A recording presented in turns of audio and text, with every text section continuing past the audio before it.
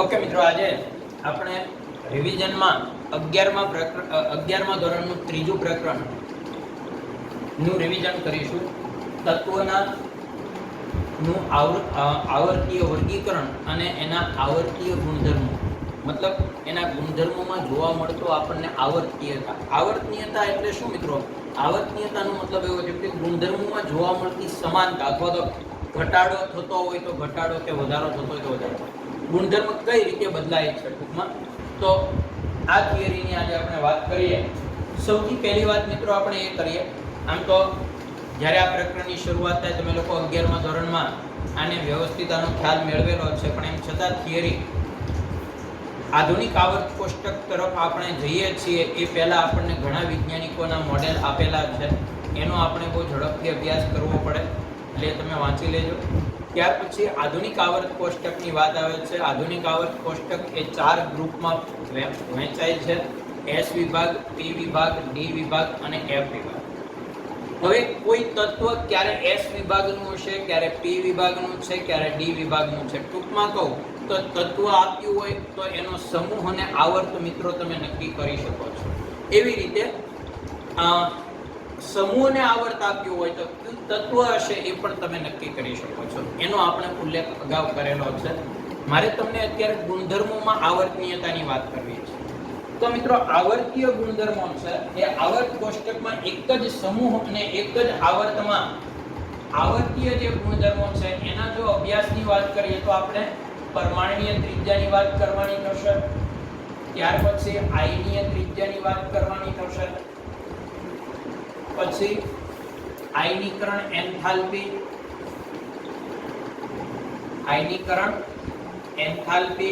આનો આપણે ઉલ્લેખ કરીશું. પછી ઇલેક્ટ્રોન પ્રાપ્તિ એન્થાલ્પી અને વિદ્યુત ઋણતા. આપણે કેટલા પોઈન્ટનો અભ્યાસ કરવાનો થાય કે ભાઈ પરમાણ્વીય ત્રિજ્યા, આયનીય ત્રિજ્યા, આયનીકરણ એન્થાલ્પી અને ઇલેક્ટ્રોન પ્રાપ્તિ એન્થાલ્પી. મિત્રો, આજના જે આપણા ટોપિકમાં મારે જે તમને વાત કરવી છે એ બધા ગુણધર્મોનો વિસ્તારથી અભ્યાસ નથી કરાવવો, પણ અપવાદ ક્યાં છે, અને ખાસ કરીને જ્યારે તમને આયનીકરણ એન્થાલ્પી કે ઇલેક્ટ્રોન પ્રાપ્તિ એન્થાલ્પી કે કોઈ પણ પોઈન્ટમાં તમને જ્યારે એના ક્રમ ચડતા કે ઉતરતા ક્રમમાં ગોઠવવાનું કહે, ત્યારે આપણે મિત્રો એ તત્વની ઇલેક્ટ્રોન રચનાને આધારે ગોઠવીશું, કોઈ દિવસ એમ નામ નહીં ધારણા કરીએ. એટલે સૌથી પહેલી વાત તો એ કે આપણે ઇલેક્ટ્રોન રચના જ્યારે રફકામમાં કરીએ છીએ ત્યારે આપણી સામે તરત જ એ અપવાદ આવી કઈ રીતે જાય, આપણને કઈ રીતે ખબર પડી જાય કે આ અપવાદ છે, તો એની આપણે વાત કરીએ. કેટલીક વાર મિત્રો ઘણા પ્રશ્નો લઈને આવે ત્યારે પૂછે કે સાહેબ આમાં કેમ અપવાદ નથી લાગુ પડતો. મિત્રો, સૌથી પહેલી વાત તો એ કે ગુણધર્મોમાં તફાવત, આ બધા ગુણધર્મોમાં જે તફાવત માટે ઘણા બધા કારણો છે. દાખલા તરીકે આયનીકરણ એન્થાલ્પી છે, ઇલેક્ટ્રોન મુક્ત કરવા માટે આપવી પડતી ઉર્જા, તો એના માટે ઘણા બધા જવાબદાર કારણો છે. કેન્દ્રીય વીજભાર વધુ હોય, પ્રોટોન અને ઇલેક્ટ્રોન બંને વધુ હોય, ખાલી ઇલેક્ટ્રોન બહારની કક્ષામાં વધુ હોય, કક્ષાનો ક્રમ વધી જતો હોય, ઘણા બધા કારણો છે. પણ એમાંથી મેઇન કારણ છે બાહ્ય કક્ષાનો ક્રમ. હવે કોઈ પહેલી કક્ષામાં રહેલો ઇલેક્ટ્રોન હોય ને કોઈ ત્રીજી કક્ષામાં હોય તો સમજી શકાય છે કે ત્રીજી કક્ષામાં રહેલો ઇલેક્ટ્રોન કેન્દ્રથી દૂર છે, એટલે એને આકર્ષણ ઓછું લાગે તો મુક્ત કરવો સહેલો પડે. તો મિત્રો, આ એક કક્ષા એ સૌથી પહેલું ઇફેક્ટિવ પોઈન્ટ છે. હવે જ્યારે કક્ષાનું અંતર જ બદલાતું હોય, પહેલી કક્ષા બીજી કક્ષાના એક પહેલી કક્ષાનો હોય ને એક બીજી કક્ષાનો પરમાણુ હોય, અને એની આયનીકરણ એન્થાલ્પી કે એની ઇલેક્ટ્રોન પ્રાપ્તિ એન્થાલ્પીની મિત્રો જ્યારે સરખામણી કરવાની હોય ત્યારે આપણે બાકીના નાના કારણોને અવગણીએ છીએ.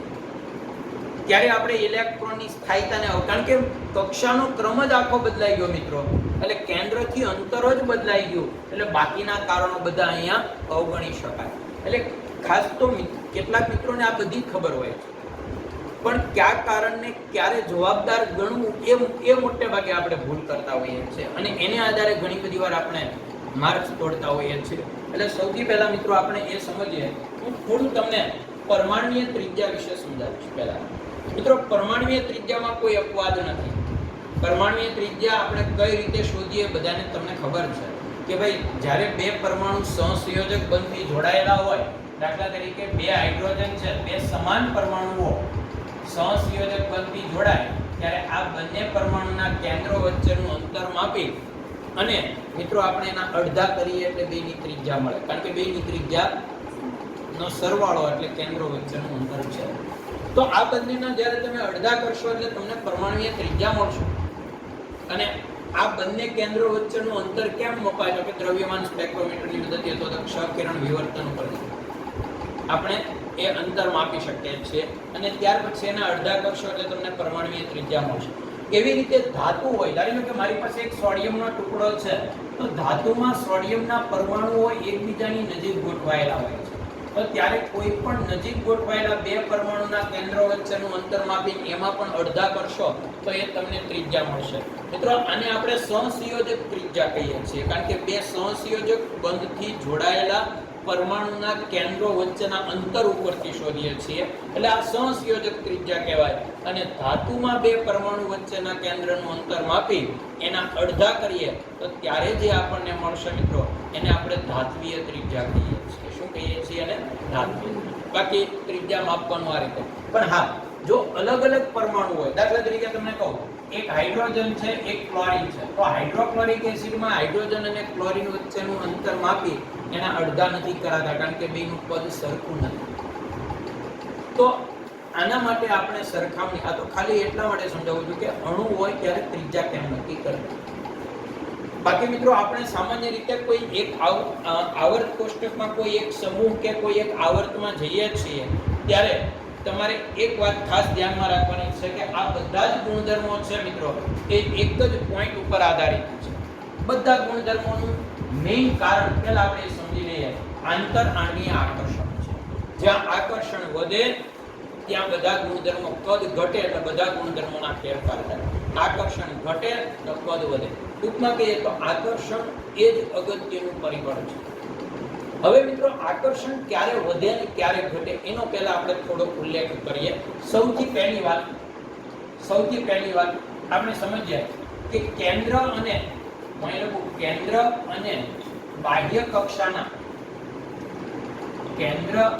બાહ્ય કક્ષાના ઇલેક્ટ્રોન વચ્ચે આકર્ષણ માટે જવાબદાર કોણ છે? આકર્ષણ ક્યારે વધે?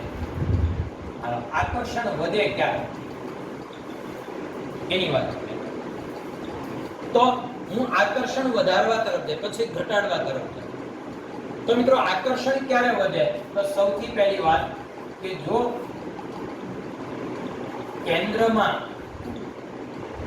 પ્રોટોન વધે અને બાહ્ય કક્ષામાં ઇલેક્ટ્રોન વધે, પણ પરંતુ શું તો કે બાહ્ય કક્ષાનો ક્રમ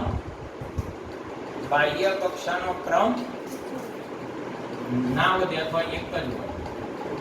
બાહ્ય કક્ષાનો ક્રમ એકનો એક હોય પણ કેન્દ્રમાં પ્રોટોન અને બાહ્ય કક્ષામાં ઇલેક્ટ્રોન વધે એટલે આકર્ષણ વધે. આ એક વાત ધ્યાનમાં લો.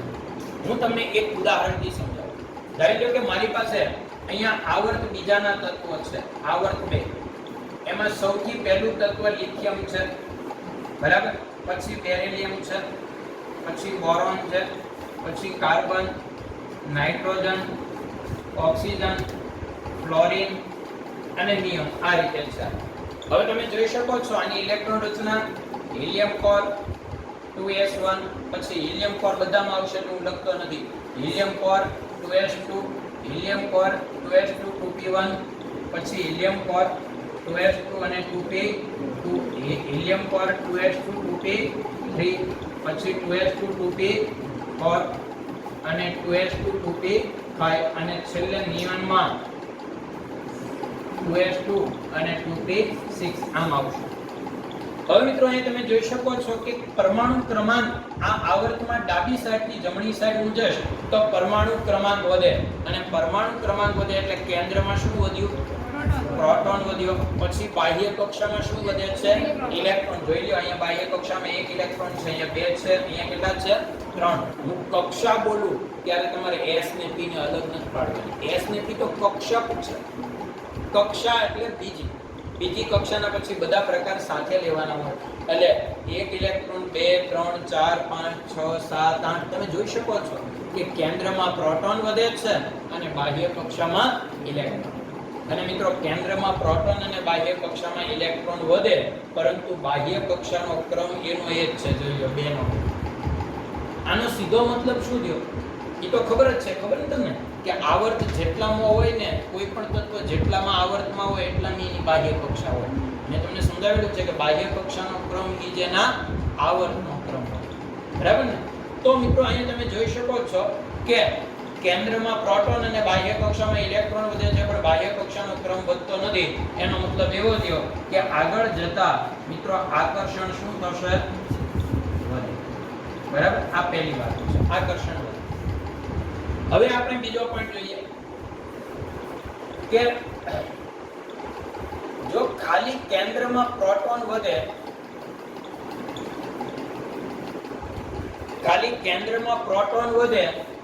પરંતુ બાહ્ય કક્ષામાં ઇલેક્ટ્રોન સમાન હોય મિત્રો, તો પણ આકર્ષણ વધે. પ્રોટોન વધે, બાહ્ય કક્ષામાં ઇલેક્ટ્રોનની સંખ્યા સરખી જ હોય, તો આકર્ષણ શું થશે? વધશે. બરાબર? હું આ ટોપિકને તમારી એવા અર્થમાં સમજાવું છું. હું એક આવર્તને પકડીને જ કહી દઉં તો હાલો આમ જાઓ. હું એ રીતે સમજાવું છું કે તમારે કોઈ પણ ઉદાહરણને તમે કઈ રીતે સરખાવો. અને મિત્રો આકર્ષણ ક્યારે વધે અને ઘટે એ તમને ખબર પડી જાય તો કોઈ ગુણધર્મ સમજવો તમારા માટે અઘરો નથી. એટલે આપણે પહેલા એ સમજીએ છીએ. તો કેન્દ્રમાં પ્રોટોન વધે અને બાહ્ય કક્ષામાં ઇલેક્ટ્રોન સમાન હોય, આવા ઉદાહરણ મારે આપવા હોય તો તમને એવા કેટલાક ઉદાહરણ આપો. ધારી લો કે મારી પાસે મિત્રો F-1 છે, પછી નિયોન છે અને Na+ છે. પરમાણુના આયન બધું અહીં તો મિક્સ હોય. બરાબર? હવે તમે જુઓ, આનો પરમાણુ ક્રમાંક 9 છે, આનો 10 છે, આનો 11 છે. મિત્રો તમે જોઈ શકો છો કે અહીંયા પ્રોટોનની સંખ્યા કેટલી હશે? 9. અહીંયા 10 અને અહીંયા 11. પ્રોટોનની સંખ્યા વધી કે નહીં કેન્દ્રમાં? ઓકે. હવે તમને ઇલેક્ટ્રોનની વાત કરું. આની પાસે 9 ઇલેક્ટ્રોન હતા, પણ એક એને શું કર્યો? મેળવ્યો. એટલે બહારની કક્ષામાં કેટલા થઈ ગયા? 8. બરાબર ને? પહેલી કક્ષામાં 2 ને બીજીમાં 8. એટલે બાહ્ય કક્ષામાં હું અહીં ટોટલ ઇલેક્ટ્રોન લઉં છું 10. આની પાસે તો 10 હતા, એના ઈ છે. અહીંયા 11 હતા. એક એને ગુમાવ્યો એટલે 10. જોયું તમે? તો સમાન ઇલેક્ટ્રોન રચના હોય અને કેન્દ્રનો વીજભાર પ્રોટોનની સંખ્યા વધે તો મિત્રો આકર્ષણ વધે. કારણ કે ઇલેક્ટ્રોનને આકર્ષવાનું કામ કોણ કરે છે? પ્રોટોન. અને પ્રોટોનની સંખ્યા વધુ હશે એમ આકર્ષણ વધશે. એટલે મિત્રો આમાં આ બાજુ આવતા આકર્ષણ શું થાય છે? વધે. આમાં આકર્ષણ વધે. બરાબર? તો આકર્ષણ કઈ રીતે વધે એની મેં તમને વાત કરી. ઓકે, આ ખ્યાલ આવી ગયો? હવે આપણે બીજી વાત કરીએ. આકર્ષણ કઈ રીતે વધે એ આપણે સમજી લીધું. હવે મિત્રો આપણે વાત કરીએ અપાકર્ષણ માટેની, એટલે કે આકર્ષણ ઘટવા માટેની. અપાકર્ષણ તો નહીં બોલી શકીએ આપણે. આકર્ષણ ઘટવાના મુદ્દા તમને સમજાવું. ક્યારે ઘટે તમે સમજો. પહેલી વાત કે જો બાહ્ય કક્ષાનો ક્રમ વધે, બાહ્ય કક્ષાનો ક્રમ વધે તો બોલો આકર્ષણ શું થાય? ઘટે. હું એનું એક ઉદાહરણ આપું. બાહ્ય કક્ષાનો ક્રમ વધે એવું. ધારી લો કે મારી પાસે એક સમૂહ 1 છે, સમૂહ પહેલો છે. બરાબર? સમૂહ પહેલોનો પહેલું તત્વ છે લિથિયમ, પછીનું છે સોડિયમ, ત્યાર પછી છે પોટેશિયમ, પછી છે રુબેડિયમ, પછી છે સીઝિયમ. બરાબર ને? આ રીતે છે. હવે મિત્રો તમે જુઓ તો આની ઇલેક્ટ્રોન રચના થશે હિલિયમ કોર 2s1. એક વાત તમને કરું, પહેલો સમૂહ છે 18 માં પછી આવે. 18 હોય ને પછી ફરીવાર પહેલેથી શરૂ. એટલે તમારે એક વાત યાદ રાખવાની, પરમાણુ ક્રમાંક યાદ ન રહે તો આમનામ આવડી જાય. નિષ્ક્રિય તત્વોનું યાદ કરો એનાથી એક વધારી. હિલિયમ 2 તો લિથિયમ 3, નિયોન 10 તો સોડિયમ 11. આર્ગોન 18 તો પોટેશિયમ 19, પછી ક્રિપ્ટોન 36 તો રૂબિડિયમ 37, ઝેનોન 54 તો ખ્યાલ આવી ગયો. તો હવે જે આપણે વાત કરીએ છીએ neon core 3s1, argon core 4s1, પછી ક્રિપ્ટોન 36 5s1 અને ઝેનોન 54 6s1. હવે તમે જુઓ મિત્રો, અહીંયા બાહ્ય કક્ષાનો ક્રમ શું થાય છે? આની બહારની કક્ષા કઈ છે? પહેલી, આની ત્રીજી, ચોથી, પાંચમી. તો જેમ જેમ બાહ્ય કક્ષાનો ક્રમ વધતો જશે એમ કેન્દ્ર અને ઇલેક્ટ્રોન વચ્ચેનું અંતર શું થશે? વધે. અને કેન્દ્ર અને ઇલેક્ટ્રોન વચ્ચેનું અંતર વધે એટલે આકર્ષણ ઘટે. હું તમને આમાં પાછળ કેટલાક મિત્રો એવો કારણ આપે કે સાહેબ તમારી વાત બરાબર છે, બાહ્ય કક્ષાનો ક્રમ વધે પણ પ્રોટોન એ વધે ને, અહીંયા 3 પ્રોટોન હતા, અહીંયા સીધા 11 હતા, અહીંયા સીધા 19 થયા, 37, 55. મેં તમને પહેલાય કીધેલું છે મિત્રો કે બાહ્ય કક્ષાનો ક્રમ વધતો હોય તો પ્રોટોન વધવાથી કોઈ અસર ઉત્પન્ન થતી. પ્રોટોન વધવાથી જે આકર્ષણમાં વધારો થાય ને, પણ બાહ્ય કક્ષાનું અંતર વધે ને ત્યારે ઘટાડો કેવો છે? મોટો. હું દર વખતે આ ઉદાહરણ આપીને સમજાવું. આમાં 3 જ પ્રોટોન છે, આમાં 55 પ્રોટોન છે, છતાં અહીંયા આકર્ષણ વધુ છે બાહ્ય કક્ષાને, અહીંયા ઓછું. શું કામ? હું ઘણી બધી વાર તમને એવું ઉદાહરણ આપ્યું ત્યારે મેં સમજાવેલું કે તમારી પાસે 2 નાના ચુંબક છે, 2 નાના ચુંબક છે, અને 2 નાના ચુંબકને તમે ખાલી 3 સેન્ટીમીટર દૂર મૂકી દો તો નાના ચુંબક છે એમાં ચુંબકત્વ ઓછું છે, મને ખ્યાલ છે, પણ છતાં એ આકર્ષણ કરશે. તમે 3 સેન્ટીમીટર દૂર રાખીને આમ પકડી રાખો તો એ એકબીજાને આકર્ષે. આકર્ષવાની વૃત્તિ એની ઓછી છે, 100% ઓછી છે, કારણ કે નાના છે. પણ મિત્રો નજીક હોવાથી આકર્ષણની અસર વધુ થાય છે.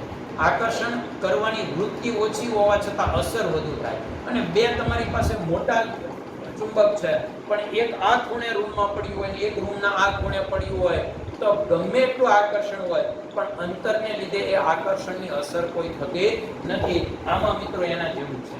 55 પ્રોટોન છે પણ કેન્દ્રથી બાહ્ય કક્ષાનું અંતર જ એટલું બધું દૂર છે કે એની અસર ત્યાં સુધી પહોંચી શકતી નથી, કારણ કે બાહ્ય કક્ષા છઠ્ઠી છે તો એની અંદર 5 કક્ષાઓ પૂર્ણ ભરાયેલી છે અને પૂર્ણ ભરાયેલી કક્ષાઓ સ્ક્રીનિંગ અસર ઉત્પન્ન કરે છે. બરાબર? તો આ એક વાત ખાસ ધ્યાનમાં રાખવાની. મેં એટલે જ બોલ્યો હતો કે બાહ્ય કક્ષાનો ક્રમ બદલાતો હોય તો બાકીના બધા ગુણધર્મો અવગણી નાખવા. બાકીના બધા ગુણધર્મો, કારણ કે એની એ મોટામાં મોટી અસર કરતું પરિબળ છે. તો અહીંયા આપણે એક ખાસ ધ્યાનમાં રાખીએ કે નીચે જતા આકર્ષણ શું થશે? ઘટશે. એક જ સમૂહમાં નીચે જતા આકર્ષણ ઘટે. પછી આ ગુણધર્મ ખાલી પહેલા સમૂહને જ ન લાગુ પડે, બધાને લાગુ પડે. બધા સમૂહને લાગુ પડે. બરાબર? તો આ એક વાત મિત્રો ખાસ યાદ રાખીએ કે આકર્ષણ ઘટવા માટેનું પરિબળ એટલે કે કારણ શું છે. પછી બીજી એક વાત કરું કે કેન્દ્રમાં પ્રોટોન સમાન હોય, અહીંયા પ્રોટોન વધતો હતો, અહીંયા પ્રોટોન સમાન હોય પરંતુ બાહ્ય કક્ષામાં ઇલેક્ટ્રોન વધે ને તો પણ આકર્ષણ ઘટે. હું તમારી સામે એવું એક ઉદાહરણ આપું. બરાબર? પ્રોટોન એટલા ને એટલા હોય, ઇલેક્ટ્રોન વધે તો પણ આકર્ષણ વધે. આપણે જોઈએ દાખલા તરીકે તમને કહું કે મારી પાસે ક્લોરીન છે અને ક્લોરીન ઋણાયન છે. ક્લોરીન અને ક્લોરીન ઋણાયન. તો અહીંયા તમે જોઈ શકો છો પ્રોટોન કેટલા છે મિત્રો? પરમાણુ ક્રમાંક 17. તો આના પણ પ્રોટોન તો 17 જ હોય ને, પણ અહીંયા ઇલેક્ટ્રોન બાહ્ય કક્ષામાં કેટલા હશે? 17 છે કુલ, એટલે બાહ્ય કક્ષામાં 7 હશે. અહીંયા બાહ્ય કક્ષામાં કેટલા હશે? હવે બેમાં પ્રોટોન કેવા છે? સમાન. ઓકે, બાહ્ય કક્ષાનો ક્રમ પણ બેમાં કેવો હશે? સમાન. બે ક્લોરીન જ છે ને ભાઈ. બાહ્ય કક્ષા કઈ હશે? ત્રીજી. બરાબર ને? તમે ક્લોરીનની ઇલેક્ટ્રોન રચના લખો એટલે ખબર પડશે. નિયોન કોર 3s2 અને 3p5. બરાબર ને? તો અહીંયા 5 ઇલેક્ટ્રોન હશે p માં, અહીંયા 6 હશે એટલે 5 અને 2 s ના એટલે 7 થયા. અહીંયા કેટલા થયા? 8. તો મિત્રો આમાં આકર્ષણ આ ક્લોરીન કરતા આમાં આકર્ષણ ઘટે. ક્લોરીન કરતા ઋણ ક્લોરીનનું આકર્ષણ ઘટે. શું કામ? મેં તમને એક ઉદાહરણ આપીને ત્યારે કહેતો હતો કે ધારી લો કે આમાં જે કોઈ મિત્રનો બર્થડે હોય અને તમે એવું માનો કે 20 વિદ્યાર્થી બેઠા છે તો 20 વિદ્યાર્થીને મારે ચોકલેટ આપવી છે અને તમે લોકો બધાને ત્રણ ચોકલેટ આવે એવી રીતે મેનેજ કરીને આવ્યા, કારણ કે તમને ખબર પડી ગઈ કે નીટ વાળા ગુજરાત બોર્ડ વાળા અલગ થઈ ગયા એટલે આપણે 20 વિદ્યાર્થીઓને આપવાની છે એટલે તમે 3 લેખે ગણીને આવ્યા, 60 ચોકલેટ લઈને આવ્યા. કેટલી આવ્યા? 60.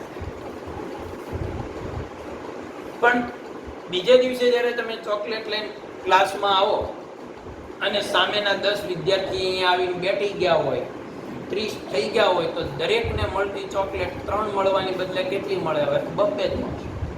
20 હતા તો 3 મળતી હતી, 20 3 60, પણ 30 વિદ્યાર્થી થઈ ગયા તો કેટલી થશે? 2 જ મળે ને. મતલબ કે જેટલી સંખ્યા વધશે એટલો દરેકને મળતો ભાગ ઘટી જશે, હે ને? તો એવું અહીંયા થાય કે અહીંયા 17 પ્રોટોન દ્વારા લાગતું આકર્ષણ કેટલાને લાગતું હતું? 7 પ્રોટોન, એટલે 7 ભાગ પડતા હતા, અને અહીંયા હવે કેટલાને લાગશે? 8, એટલે 8 ભાગ પડશે. તો દરેક ઇલેક્ટ્રોનની સંખ્યા વધી ગઈ તો દરેક ઇલેક્ટ્રોનને લાગતા આકર્ષણમાં શું થશે? ઘટાડો થાય કે નહીં? ઘટાડો. એટલે ખાસ મિત્રો યાદ રાખજો કે 17 પ્રોટોન દ્વારા અહીંયા 7 ઇલેક્ટ્રોનને આકર્ષણ લાગે એટલે 7 ભાગ પડે, અહીંયા 8 ભાગ પડે, અને જેટલા ભાગ વધુ પડશે એટલું પ્રત્યેકને લાગતું આકર્ષણ શું થશે? ઘટશે. આ મેં આપણા શબ્દોમાં સમજાવ્યું, યાદ રાખવા. બાકી નિયમ તો મારે આમ સમજાવવો જોઈએ કે 7 ઇલેક્ટ્રોન બાહ્ય કક્ષામાં હોય ત્યારે થોડા કેન્દ્રથી ત્યારે ઇલેક્ટ્રોન વચ્ચે અંતર હોય, જગ્યા એક ખાલી છે, એટલે કેન્દ્ર ઇલેક્ટ્રોન વચ્ચે અપાકર્ષણ કેવું થાય? ઓછું. અને ઓછું અપાકર્ષણ થાય એટલે કેન્દ્રની કેવી હોય? કક્ષા નજીક. અને આ 8 ઇલેક્ટ્રોન થાય એટલે પૂરી ભરાઈ જાય કક્ષા. પૂરી ભરાઈ જાય એટલે ઇલેક્ટ્રોન વચ્ચે શું થાય? અપાકર્ષણ. એટલે કક્ષા થોડી શું થાય? ફૂલે એટલે કદ શું થાય? વધે. કદ વધે એટલે કેન્દ્રથી અંતર વધે, એટલે આકર્ષણ ઘટે.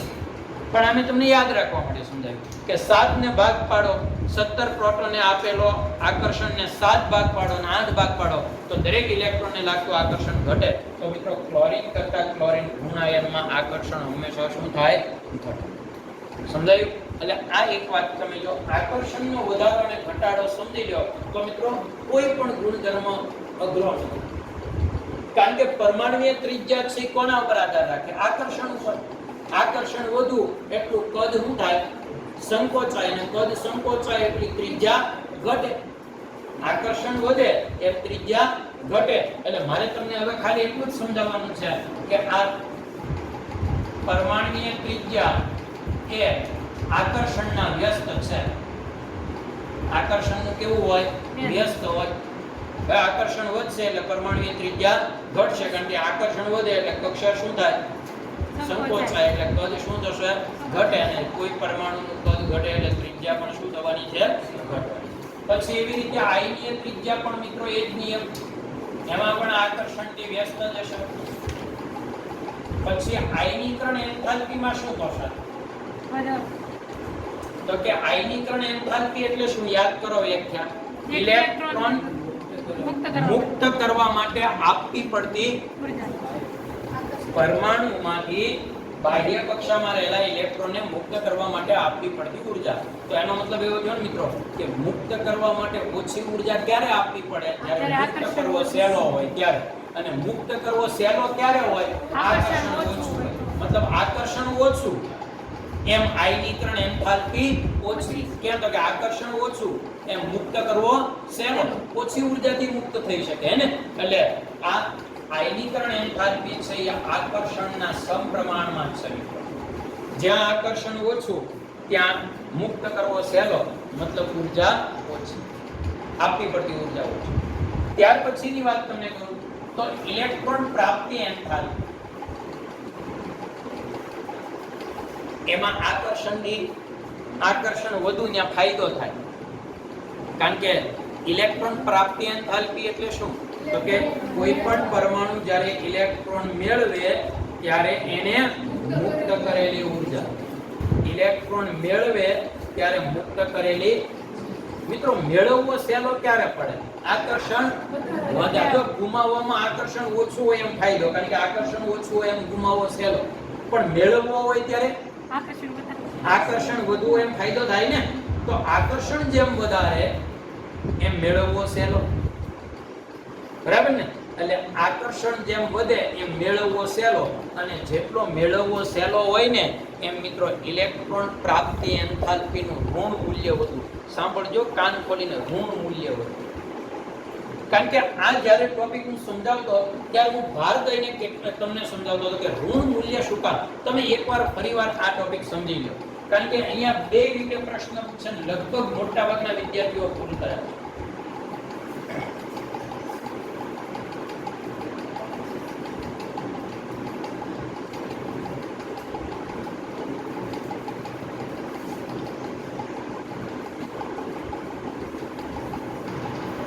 અહીંયા આપણે એક પોઈન્ટથી સમજી લઈએ.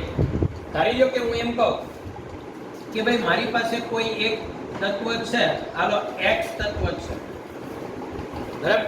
અત્યારે એની પાસે 10 જૂલ ઊર્જા છે. હવે આ 10 જૂલ ઊર્જા જે છે એની પાસે, x તત્વ છે અત્યારે 10 જૂલ ઊર્જા છે. આ ખાલી ઉદાહરણ સમજવા માટે.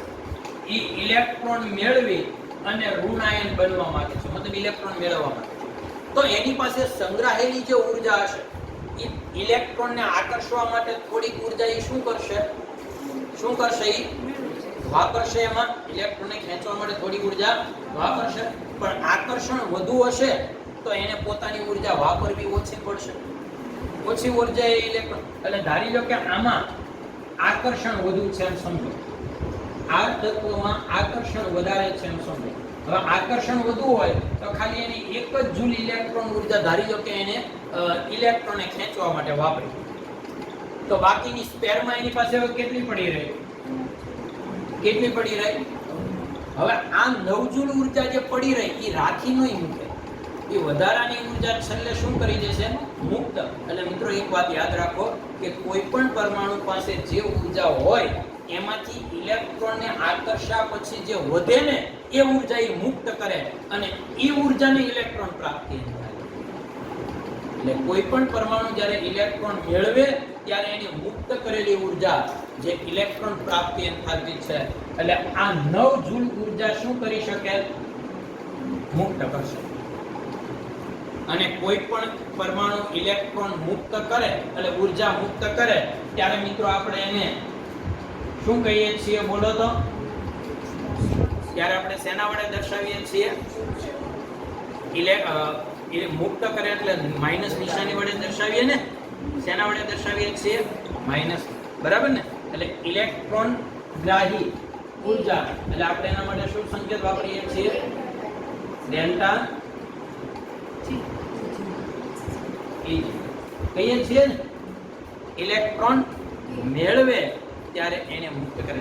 તો અહીંયા કેટલી ઊર્જા મુક્ત કરી? એને 9 જૂલ, એટલે માઈનસ ઋણ મૂલ્ય. હવે ધારી લો કોઈ એક બીજું ઉદાહરણ. હાલો મારી પાસે એક y તત્વ છે, એની પાસે પણ 10 જૂલ ઊર્જા હતી, એને પણ એક ઇલેક્ટ્રોન મેળવી અને ઋણાયન બનવું છે, પણ એમાં આકર્ષણ ઓછું છે. આકર્ષણ પ્રમાણમાં ઓછું છે. હવે આકર્ષણ ઓછું હશે તો એની મોટા ભાગની ઊર્જા છે ને એ આ ઇલેક્ટ્રોનને આકર્ષવામાં જ વપરાઈ જશે. ધારી લો કે એની મોટા ભાગની ઊર્જા ઇલેક્ટ્રોનને ખેંચવામાં વપરાય, આકર્ષણ નથી લગાવી શકતો, એની પોતાની ઊર્જા એને વાપરવી પડે. તો હવે એની પાસે વધી કેટલી ખાલી? તો એ મુક્ત કેટલી કરી શકે? 2 જૂલ. તો એનો મતલબ કે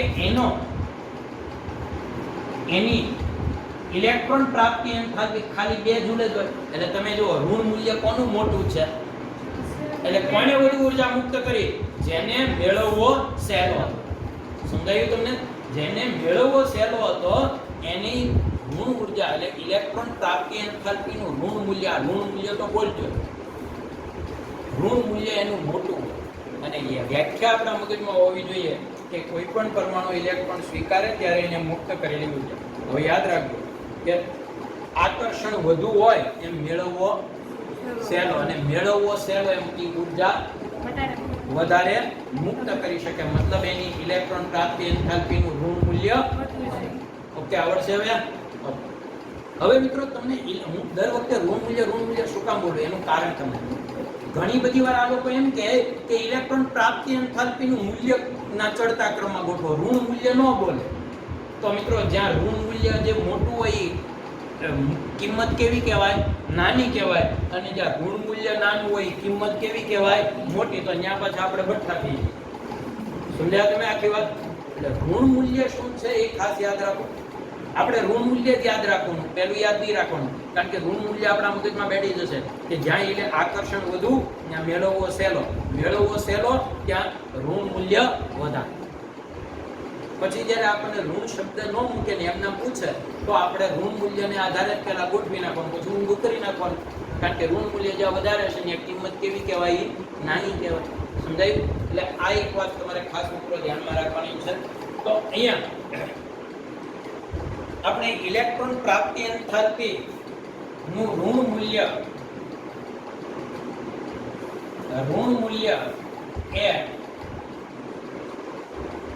આકર્ષણ ના સમપ્રમાણમાં છે. બરાબર ને? આકર્ષણ વધુ ત્યાં મેળવવો સહેલો, અને મેળવવો સહેલો ત્યાં ઇલેક્ટ્રોન પ્રાપ્તિ એન્થાલ્પી નું ઋણ મૂલ્ય. અને એટલે જ તમે જોજો મિત્રો કે હકીકતમાં આ આયનીકરણ એન્થાલ્પી એટલે ઇલેક્ટ્રોન ગુમાવવા માટેની ઊર્જા છે અને ઇલેક્ટ્રોન પ્રાપ્તિ એન્થાલ્પી એટલે મેળવવા માટેની ઊર્જા છે. પણ છતાં એક જ આવર્તમાં એક જ સમૂહમાં બેમાં વધારો ઘટાડો સરખો જ છે. ડાબેથી જમણે જાવ તો એકમાં વધારો, બેમાં સરખો જ બેમાં વધારો થાય છે. હવે હું તમને સમજાવું, ભલે કારણ અલગ જવાબ એક સરખો. તમે જુઓ, હાલો મને કહો કે એક જ સમૂહમાં ડાબેથી જમણે એક જ આવર્તમાં ડાબેથી જમણે જતા આકર્ષણ શું થાય? વધે. આકર્ષણ વધે એટલે મને કહો લ્યો ઇલેક્ટ્રોન ગુમાવવો, પહેલા ગુમાવવો, આકર્ષણ વધે એટલે ગુમાવવો મુશ્કેલ, અને ઇલેક્ટ્રોન ગુમાવવો મુશ્કેલ એટલે આયનીકરણ એન્થાલ્પીનું મૂલ્ય કેવું થાય? વધે. એક જ સમૂહમાં હંમેશા એક જ આવર્તમાં હંમેશા આગળ જઈએ તો શું થાય? વધે. કારણ કે ગુમાવવો અઘરો થાય, આકર્ષણ વધે. હે ને? હવે હું તમને આમાં કહું કે આયનીકરણ ઇલેક્ટ્રોન પ્રાપ્તિ એન્થાલ્પીમાં શું થાય? આકર્ષણ વધે એટલે ઋણ મૂલ્ય વધે. એમાં તમે જુઓ કે ડાબેથી જમણે જાવ એટલે આકર્ષણ વધે ને મેળવવો સહેલો, અને જેટલો મેળવવો સહેલો એટલું ઇલેક્ટ્રોન પ્રાપ્તિ એન્થાલ્પીનું ઋણ મૂલ્ય વધે. ઋણ મૂલ્ય વધે. એટલે જ હું બોલ્યો છું મિત્રો કે બે આગળ જતા વધે. સમજી ગયા? કારણ બે માં અલગ છે પણ અંતે તો એ બંનેનું અર્થઘટન સેમ જ થઈ જાય. એક જ આવર્તમાં બે વધે છે. સમજાયું તમને? તો આ એક વાત તમારે ખાસ ધ્યાનમાં રાખવાની છે. બાકી પરમાણુય ત્રિજ્યા અને આયનીય ત્રિજ્યા આપણને હવે સમજાઈ જાય. ડાબેથી જમણે જતા પરમાણુય ત્રિજ્યા શું થશે ભાઈ? આકર્ષણ વધે એટલે પરમાણુય ત્રિજ્યા ઘટે, આયનીય ત્રિજ્યા ઘટે. પરમાણુય ત્રિજ્યા ઘટે એટલે આયનીય ત્રિજ્યા ઘટે. પણ મિત્રો એક વાત તમને કરી દઉં કે આયનીય ત્રિજ્યા માટે આવર્ત આમ તો બોલાય જ નહીં. કારણ કે આયનીય ત્રિજ્યા માટે જો આવર્ત બોલશો ને તો તમે ભૂલ કરશો. કારણ કે બધાની આયનીકરણ અવસ્થા એક સરખી થોડી છે. આ વસ્તુ કોને લાગુ પાડી શકો ખબર? એફ વિભાગને લાગુ પાડું. જો એફ વિભાગની પહેલી શ્રેણી છે એમાં સામાન્ય ઓક્સિડેશન +3 છે તો એમાં લાગુ પાડીએ. પણ આમાં કોઈ દિવસ લાગુ નહીં પાડવાનું. કારણ કે હું તમને એક ઉદાહરણ આપીને સમજાવું એટલે તમને આખી વાત ક્લિયર કરું. આમાં આપણે આયનીય ત્રિજ્યા માટે આ લાગુ નહીં પાડીએ, પરમાણુય ત્રિજ્યા માટે. હવે સમજાયું તમને? એક જ સમૂહમાં આગળ એક જ આવર્તમાં ડાબેથી જમણે જતા પરમાણુય ત્રિજ્યા શું થશે? ઘટશે. આયનીકરણ એન્થાલ્પી વધશે, ઇલેક્ટ્રોન પ્રાપ્તિ એન્થાલ્પીનું ઋણ મૂલ્ય. હવે આપણે આગળ જોઈએ મિત્રો, અપવાદ ક્યાં છે? અપવાદ ત્રિજ્યામાં ના હોય. અપવાદ આયનીકરણ એન્થાલ્પી અને ઇલેક્ટ્રોન પ્રાપ્તિ એન્થાલ્પીમાં હોય. બરાબર? આ બે માં પડી ગઈ. આ બે માં અપવાદ હોય. હવે હું તમને અપવાદ સમજાવું. પહેલા આપણે આયનીકરણ એન્થાલ્પીમાં અપવાદ સમજીએ. મિત્રો આયનીકરણ એન્થાલ્પીમાં ઇલેક્ટ્રોન શું કરવાનો છે? મુક્ત કરવાનો. તમારા મગજમાં અપવાદ પહેલા એક જ આવર્તમાં શું થાય હોવું જોઈએ. એક વાત તમને કરી દઉં. અપવાદ આવર્તમાં જ હોય, સમૂહમાં અપવાદ છે. સમૂહમાં અપવાદ છે ક્યાં? ઇલેક્ટ્રોન પ્રાપ્તિ એન્થાલ્પીમાં. અને એ પણ ક્યાં? 17મા સમૂહ, 16મા સમૂહ અને 15મા સમૂહ. એ હું તમને કહી દઉં. કે પછી કશ, પણ આવર્તમાં જ મોટે ભાગે અપવાદ હોય, કારણ કે એમાં માઇનોર તફાવત છે. ઓલા સમૂહમાં તો શું થાય, આખી કક્ષાનો ક્રમ જ બદલાઈ જતો હોય, આમાં સીધા, એટલે અપવાદની કોઈ શક્યતા રહે નહીં. અપવાદ ક્યાં જાય, જ્યાં આકર્ષણ અને અપાકર્ષણમાં માઇનોર ઘટાડો કે માઇનોર વધારો થતો હોય ત્યાં. ઓકે, હાલો હવે આપણે વાત કરીએ. સૌથી પહેલા અહીંયા જે તમે સમજ્યા છો એ રિપીટ કરી દો. બોલો ભાઈ, ડાબેથી જમણે જતા આકર્ષણ શું થાય? આકર્ષણ, અને આકર્ષણ વધે એટલે આયનીકરણ એન્થાલ્પી શું થાય? તો આના કરતા આમાં વધારે, આમ આગળ જે મતલબ ઇલેક્ટ્રોન ગુમાવવો કેવો પડે? મુશ્કેલ, હે ને? આમ આગળ જે ઇલેક્ટ્રોન ગુમાવવો ઓકે. હાલ આના કરતા આને મુશ્કેલ, આના કરતા આને મુશ્કેલ નહીં. તરત તમે પકડી શકો કે આ શક્ય નહીં. મુશ્કેલ નહીં, સરળ. શું કામ? તમને કારણ, આમાં 2s કક્ષા છે, 2s કક્ષા છે જે પૂર્ણ ભરાયેલી છે. આમાં એક ઇલેક્ટ્રોન જે ગુમાવવાનો છે એ 2p માંથી ગુમાવવાનો છે, બરાબર? અને s કક્ષા છે સમમિતીય ગોળાકાર છે, અને ગોળાકાર કક્ષકો હોવાથી કેન્દ્રની નજીક છે, એટલે એને કેન્દ્રનું આકર્ષણ વધારે લાગે. એટલે આ ઇલેક્ટ્રોન અને પાછા યુગ્મીકરણ થયેલા છે, એટલે ઇલેક્ટ્રોન થી પૂર્ણ ભરાયેલી કક્ષક છે, એટલે સરળતાથી ઇલેક્ટ્રોન મુક્ત થઈ શકે નહીં. એની સામે અહીંયા તો કે નિયમ પ્રમાણે આગળ જેમ ઇલેક્ટ્રોન ગુમાવવો અઘરો થાય, પણ આમાં અને આમાં અઘરો થવાની બદલે બેરિલિયમ કરતા બોરોનને સરળ છે. શું કામ? કારણ કે s માંથી ઇલેક્ટ્રોન ગુમાવવો જે અઘરો છે, સમમિતીય ગોળાકાર કદ નાનું કેન્દ્રની નજીક, અને આમાં p કક્ષકમાંથી ઇલેક્ટ્રોન ગુમાવવાનો છે તે સહેલો પડશે. શું કામ?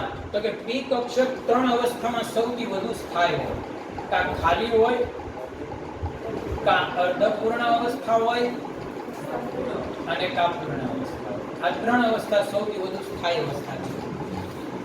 હવે અહીંયાથી તમે એક ઇલેક્ટ્રોન ગુમાવી દેશો એટલે સ્થાયી અવસ્થા મળશે, અને કોઈ પણ પરમાણુ પોતાની સ્થાયી અવસ્થા પ્રાપ્ત કરવાનો પ્રયત્ન કરે. તો તમે સમજી શકો છો કે આને સ્થાયીતા મળે એટલે ફાયદો થાય, ને કોઈ પણ પરમાણુ ફાયદા તરફ જ આગળ વધે ને.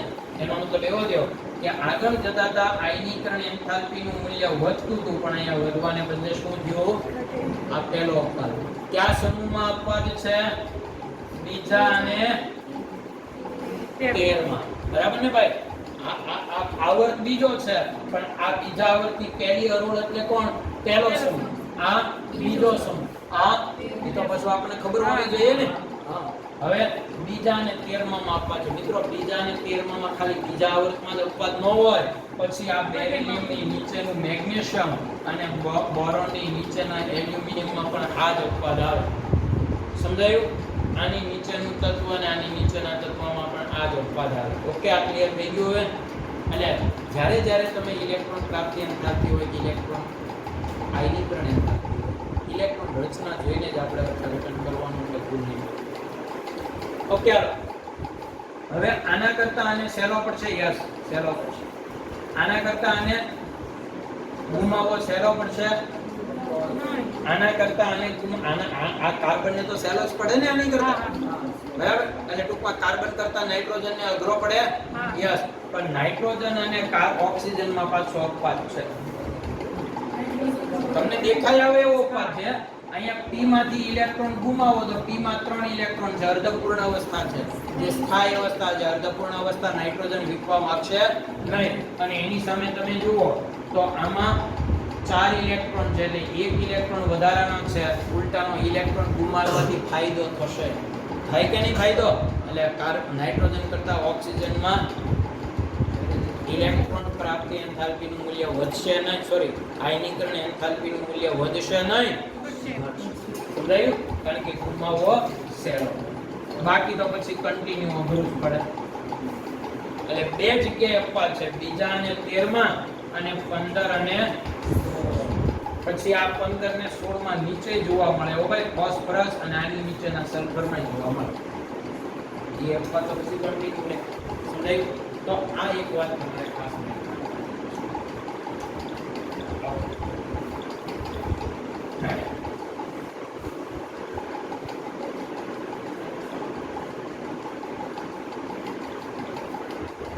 હવે એક બીજી વાત સાથે સાથે, કારણ કે મોટે ભાગે નહીંતર આપણે અહીંયા ભૂલ કરશું.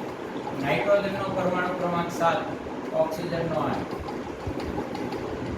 નાઇટ્રોજનની ઇલેક્ટ્રોન રચના છે હિલિયમ કોર 2s2 અને 2p3, અને આની છે હિલિયમ કોર 2s2 અને 2p3. બોલો ભાઈ, આમાંથી કોની આયનીકરણ એન્થાલ્પીનું મૂલ્ય ઓછું છે?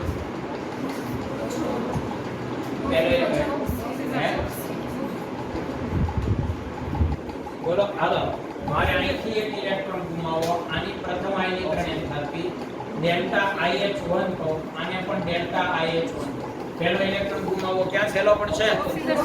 એટલે ઓક્સિજનની આયનીકરણ એન્થાલ્પીનું મૂલ્ય ઓછું. ઓકે ને? હવે બીજો ઇલેક્ટ્રોન ગુમાવો. બોલો લ્યો.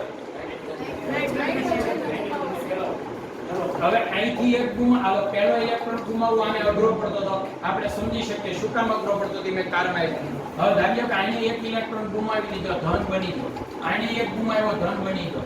હવે તમે જુઓ તો આની બહાર p માં કેટલા ઇલેક્ટ્રોન વધ્યા? એટલે અસ્થાયી અવસ્થા 3 હતી તો ઓલરેડી વિખાઈ જ ગઈ.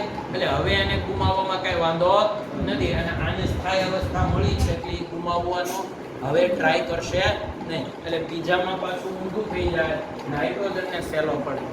સમજાયું તમને? એટલે પ્રથમ આયનીકરણ આપણે જે સમજાવ્યું કે પ્રથમ આયનીકરણ એન્થાલ્પી છે. પ્રથમ આયનીકરણ એન્થાલ્પીમાં જે સહેલું હોય બીજામાં સહેલું જોઈએ એવો નિયમ હોતો નથી. એમાં તો આપણે ઇલેક્ટ્રોન, એટલે જ કહું છું મિત્રો, ઇલેક્ટ્રોન રચનાને આધારે અર્થઘટન કરજો. કોઈ દિવસ આમના ગોખતા તો પ્રશ્ન જ નહીં. સમજાયું? હવે હાલો, બીજો ઇલેક્ટ્રોન બે ગુમાવી દીધો. હવે તૃતીય આયનીકરણ એન્થાલ્પીનું તમે કહો. હાલો, અહીંથી એક ગયો, હજી એટલે એક વધ્યો, અહીંથી હજી એક ગયો, એટલે બે વધ્યા. હવે કોને સહેલો પડે? નાઇટ્રોજનને, કારણ કે નાઇટ્રોજન ઇલેક્ટ્રોન ગુમાવે એટલે p ખાલી થઈ જાય. ખાલી થાય એટલે સ્થાયી અવસ્થા, એટલે નાઇટ્રોજનને સહેલો થઈ જાય. બરાબર? પણ હવે પાછો હું એમ કહું, ચોથો ઇલેક્ટ્રોન ચતુર્થ આયનીકરણ એન્થાલ્પી. હાલો, અહીંથી ત્રીજો ગયો, અહીંથી ત્રીજો ગયો. હવે કોને સહેલો પડે? ચોથો ઓક્સિજન, કારણ કે ઓલાને s. એટલે મિત્રો આ તો બધું અમને માલ્યા જ કરે. સમજાયું તમને? લેસ ધેન ગેટ ધેન, પણ એ આપણને ખબર પડે તો અગિયાર ગોખવાથી નહીં બહાર. ઓકે, આ ક્લિયર થઈ ગયું? હવે આવી જ વાત મેળવવાની છે. ઇલેક્ટ્રોન પ્રાપ્તિ એન્થાલ્પીમાં આ જ વાત આપણે સમજવાની છે. હવે ઇલેક્ટ્રોન પ્રાપ્તિ એન્થાલ્પીમાં શું થાય તો કે આકર્ષણ વધે અને ઇલેક્ટ્રોન પ્રાપ્તિ એન્થાલ્પીનું ઋણ મૂલ્ય છે વધે. બરાબર ને? આપણે હમણાં સમજાય ઋણ મૂલ્ય આગળ જઈએ તો શું થાય. આમાં એક વાત છે, બરાબર, ઇલેક્ટ્રોન પ્રાપ્તિ એન્થાલ્પી ઇલેક્ટ્રોન મેળવવો જેમ સહેલો પડે એમ ઋણ મૂલ્ય. ઓકે ને? તો આગળ મેળવવો આગળ જે એમ કેવો પડે સહેલો. શું કામ? કારણ કે કેન્દ્રમાં પ્રોટોન વધે અને બાહ્ય કક્ષામાં, આ તો આપણે ખબર જ હોય છે કે આગળ જતા આવર્તમાં ડાબી બાજુએથી જમણી બાજુ જતા આકર્ષણ વધે. શું કામ વધે એનું કારણ પણ આપણી પાસે હોવું જોઈએ. હવે મિત્રો આમાં અપવાદ ક્યાં છે એની વાત કરું. હવે તમે જુઓ, આને મેળવવો છે. સાંભળજો, લિથિયમને એક ઇલેક્ટ્રોન મેળવવો છે તે મેળવીને ક્યાં મૂકશે? ક્યાં મૂકશે? s માં એક હતો ત્યાં. એટલે એને નવી કક્ષાનું ખાતું તો નથી ખોલવાનું ને, પૂર્ણ અવસ્થા પ્રાપ્ત થાય ને. અને આને એક મેળવવો ક્યાં મેળવશે? અરે ભાઈ, એની s તો ભરાણી છે, એને 2p માં મેળવવો પડે. એનો મતલબ કે પહેલા અને બીજામાં જે અપવાદ છે. પહેલા કરતા બીજાને મેળવવો સહેલો નથી, કારણ કે p માં p કક્ષા જે ખાલી છે, સ્થાયી છે, એમાં ઇલેક્ટ્રોન મૂકવો પડશે. એટલે પહેલા અને બીજામાં જ અહીંયા તો અપવાદ આવી જાય. એક વાત તો ગોખવાની, આયનીકરણ એન્થાલ્પી કરતા એક સ્ટેપ આગળ વહી આવો. ઓલામાં બીજો અને 13મો હતો, એ પહેલો અને બીજો. અહીં 15 ને 16 હતા, અહીં 14 અને 15. સમજી ગયા તમે? હવે તમે જુઓ, જો આ બેમાં અપવાદ હશે.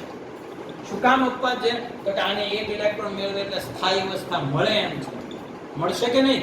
અને આને એક ઇલેક્ટ્રોન મેળવે તો સ્થાયી અવસ્થામાં એક ઇલેક્ટ્રોન વધશે.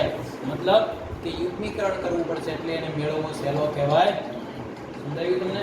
એટલે આ જ વાત મિત્રો તમારે ખાસ ધ્યાનમાં રાખવાની. આવડશે ને ભાઈ?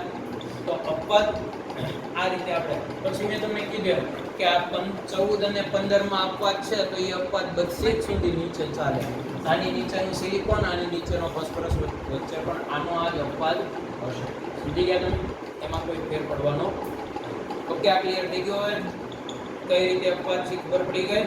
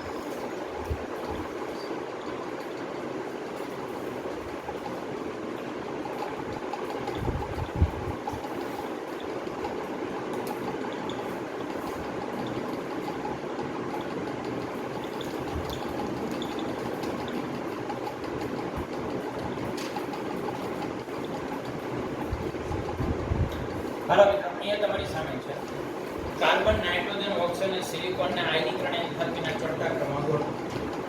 તો સૌથી પહેલા આપણે રક્તકામમાં બહુ ઝડપથી, આમ તો તમને હવે ખબર પડી ગઈ હોય આ ત્રણમાં, તો હું તો આમ ડાયરેક્ટ એક તમને કરવાની કહીશ કે ભાઈ આ રીતે છે. સિલિકોન છે કોની નીચેનું તત્વ છે, બરાબર? એટલે એક વાત તો મને ખબર પડી ગઈ કે આની બહારની કક્ષા બીજી છે, એટલે આ બીજા આવર્તમાં હશે અને આ કેટલામાં આવર્તમાં હશે? ત્રીજા. બરાબર ને? ઓકે. આની બહારની કક્ષા બીજી, આની ત્રીજી. હવે જેની બહારની કક્ષા ત્રીજી હોય એ ઇલેક્ટ્રોન ગુમાવવો કેવો પડે? સહેલો. અને સૌથી સહેલો કોને પડશે? એટલે સૌથી ઓછી આયનીકરણ એન્થાલ્પી કોની હશે? સિલિકોનની. એટલે જ્યારે તમે આ ક્રમ ગોઠવો ત્યારે સિલિકોન પહેલા આવે, આ તો કન્ફર્મ થઈ ગયું. આ તો કન્ફર્મ થઈ ગયું. હવે આ ત્રણ એક જ આવર્તમાં છે. હવે યાદ કરો, મેં તમને જે સમજાવ્યું છે તમને યાદ હોય તો કોઈ પ્રશ્ન જ નહીં. 14, 15 અને 16 મિત્રો આયનીકરણ એન્થાલ્પીમાં ખબર હોય તો આમ આગળ જતા આયનીકરણ એન્થાલ્પીનું મૂલ્ય શું થાય? વધે. પણ નાઇટ્રોજન ને ઓક્સિજન માં અપવાદ છે. ન આવડે તો ઇલેક્ટ્રોન રચના લખી નાખો એટલે આપોઆપ તમને ખ્યાલ આવી જશે. બરાબર ને? એટલે આગળ જતા આયનીકરણ એન્થાલ્પીનું મૂલ્ય વધે, મતલબ કે કાર્બનની ઓછી છે, નાઇટ્રોજનની વધુ, ઓક્સિજનની એનાથી વધુ, પણ આ બેમાં અપવાદ છે. ઓકે. એટલે ઇલેક્ટ્રોન રચનાને આધારે તમે આ ગોઠવી શકો. બહુ સિમ્પલ છે. ઓકે, એટલું રાખીએ. બરાબર? ઓકે મિત્રો, આજે આપણે રિવિઝનમાં 11મા ધોરણનું ત્રીજું પ્રકરણ નું રિવિઝન કરીશું. તત્વના નું આવર્તીય વર્ગીકરણ અને એના આવર્તીય ગુણધર્મો, મતલબ એના ગુણધર્મોમાં જોવા મળતો આપણને આવર્તીયતા. આવર્તનીયતા એટલે શું મિત્રો? આવર્તનીયતાનો મતલબ એવો છે કે ગુણધર્મોમાં જોવા મળતી સમાનતા, અથવા તો ઘટાડો થતો હોય તો ઘટાડો, કે વધારો થતો હોય તો વધારો. ગુણધર્મ કઈ રીતે બદલાય છે ટૂંકમાં, તો આ થિયરીની આજે આપણે વાત કરીએ.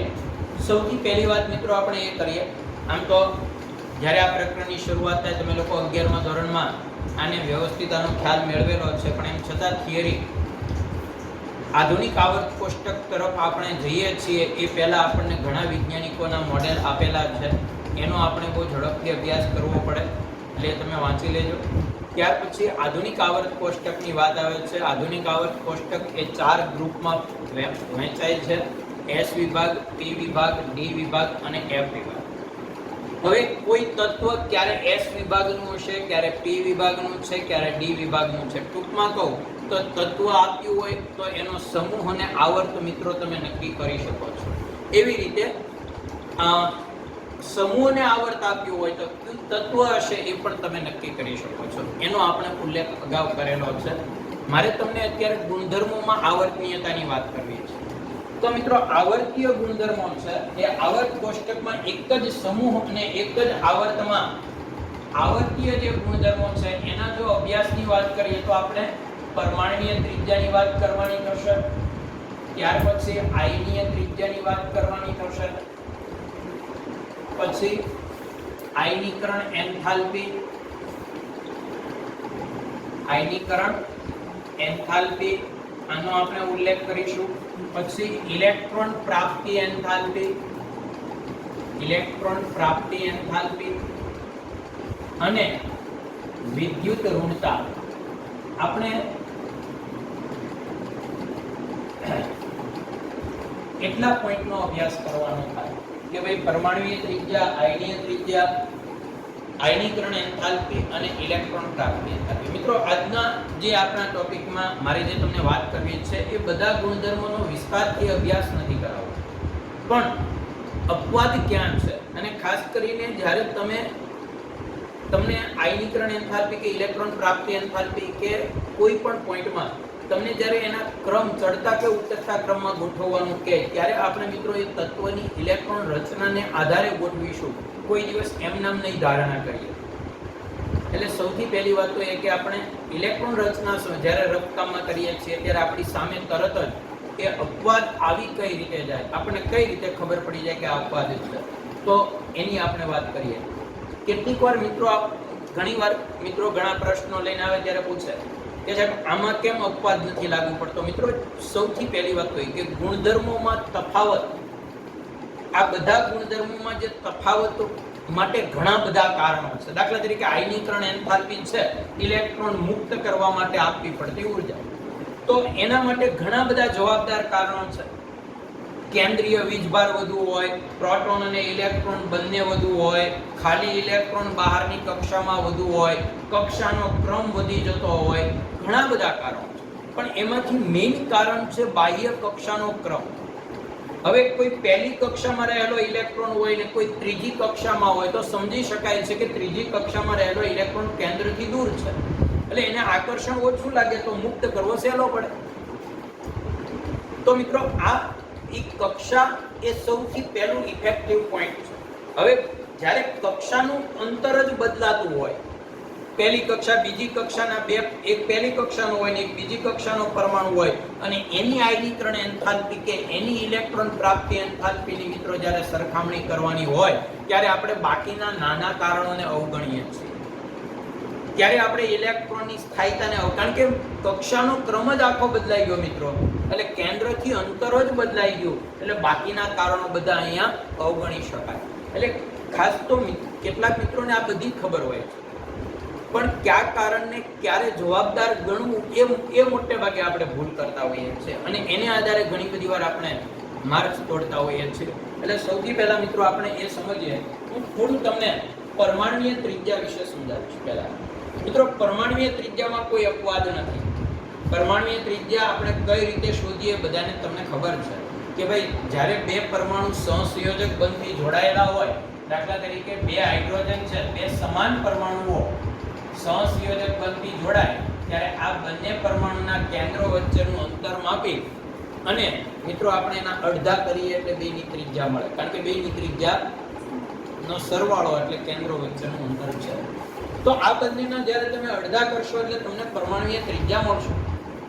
અને આ બંને કેન્દ્રો વચ્ચેનું અંતર કેમ મપાય તો કે દ્રવ્યમાન સ્પેક્ટ્રોમીટરની મદદથી અથવા તો ક્ષ-કિરણ વિવર્તન ઉપરથી આપણે એ અંતર માપી શકીએ છીએ અને ત્યાર પછી એના અડધા કરશો એટલે તમને પરમાણુય ત્રિજ્યા મળશે. એવી રીતે ધાતુ હોય, ધારી લો કે મારી પાસે એક સોડિયમનો ટુકડો છે, તો ધાતુમાં સોડિયમના પરમાણુઓ એકબીજાની નજીક ગોઠવાયેલા હોય છે, તો ત્યારે કોઈ પણ નજીક ગોઠવાયેલા બે પરમાણુના કેન્દ્રો વચ્ચેનું અંતર માપીને એમાં પણ અડધા કરશો તો એ તમને ત્રિજ્યા મળશે. મિત્રો આને આપણે સહસંયોજક ત્રિજ્યા કહીએ છીએ, કારણ કે બે સહસંયોજક બંધથી જોડાયેલા પરમાણુના કેન્દ્રો વચ્ચેના અંતર ઉપરથી શોધીએ છીએ, એટલે આ સહસંયોજક ત્રિજ્યા કહેવાય. અને ધાતુમાં બે પરમાણુ વચ્ચેના કેન્દ્રનું અંતર માપી એના અડધા કરીએ તો ત્યારે જે આપણને મળશે મિત્રો એને આપણે ધાત્વીય ત્રિજ્યા કહીએ છીએ. શું કહીએ છીએ? અને ધાત્વીય. બાકી ત્રિજ્યા માપવાનું આ રીતે. પણ હા, જો અલગ અલગ પરમાણુ હોય, દાખલા તરીકે તમને કહું એક હાઇડ્રોજન છે, એક ક્લોરીન છે, તો હાઇડ્રોક્લોરિક એસિડમાં હાઇડ્રોજન અને ક્લોરીન વચ્ચેનું અંતર માપી એના અડધા નથી કરાતા, કારણ કે બેનું પદ સરખું નથી. તો આના માટે આપણે સરખામણી, આ તો ખાલી એટલા માટે સમજાવું છું કે અણુ હોય ત્યારે ત્રિજ્યા કેમ નક્કી કરવી. બાકી મિત્રો આપણે સામાન્ય રીતે કોઈ એક આવર્ત કોષ્ટકમાં કોઈ એક સમૂહ કે કોઈ એક આવર્તમાં જઈએ છીએ ત્યારે તમારે એક વાત ખાસ ધ્યાનમાં રાખવાની છે કે આ બધા જ ગુણધર્મો છે મિત્રો એ એક જ પોઈન્ટ ઉપર આધારિત છે. બધા ગુણધર્મોનું મેઇન કારણ પહેલા આપણે સમજી લઈએ આંતર આણ્વીય આકર્ષણ છે. જ્યાં આકર્ષણ વધે ત્યાં બધા ગુણધર્મો કદ ઘટે એટલે બધા ગુણધર્મોના ફેરફાર થાય. આકર્ષણ ઘટે તો કદ વધે. ટૂંકમાં કહીએ તો આકર્ષણ એ જ અગત્યનું પરિબળ છે. હવે મિત્રો આકર્ષણ ક્યારે વધે અને ક્યારે ઘટે એનો પહેલા આપણે થોડો ઉલ્લેખ કરીએ. સૌથી પહેલી વાત આપણે સમજીએ કે કેન્દ્ર અને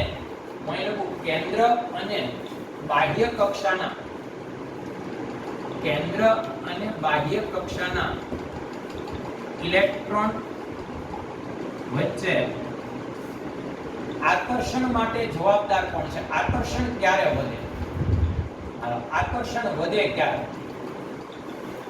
એની વાત કરીએ. તો હું આકર્ષણ વધારવા તરફ જાય પછી ઘટાડવા તરફ જાય. તો મિત્રો આકર્ષણ ક્યારે વધે? તો સૌથી પહેલી વાત કે જો કેન્દ્રમાં પ્રોટોન વધે અને બાહ્ય કક્ષામાં ઇલેક્ટ્રોન વધે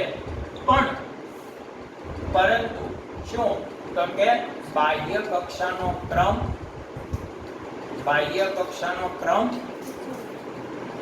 ના વધે અથવા એક જ હોય.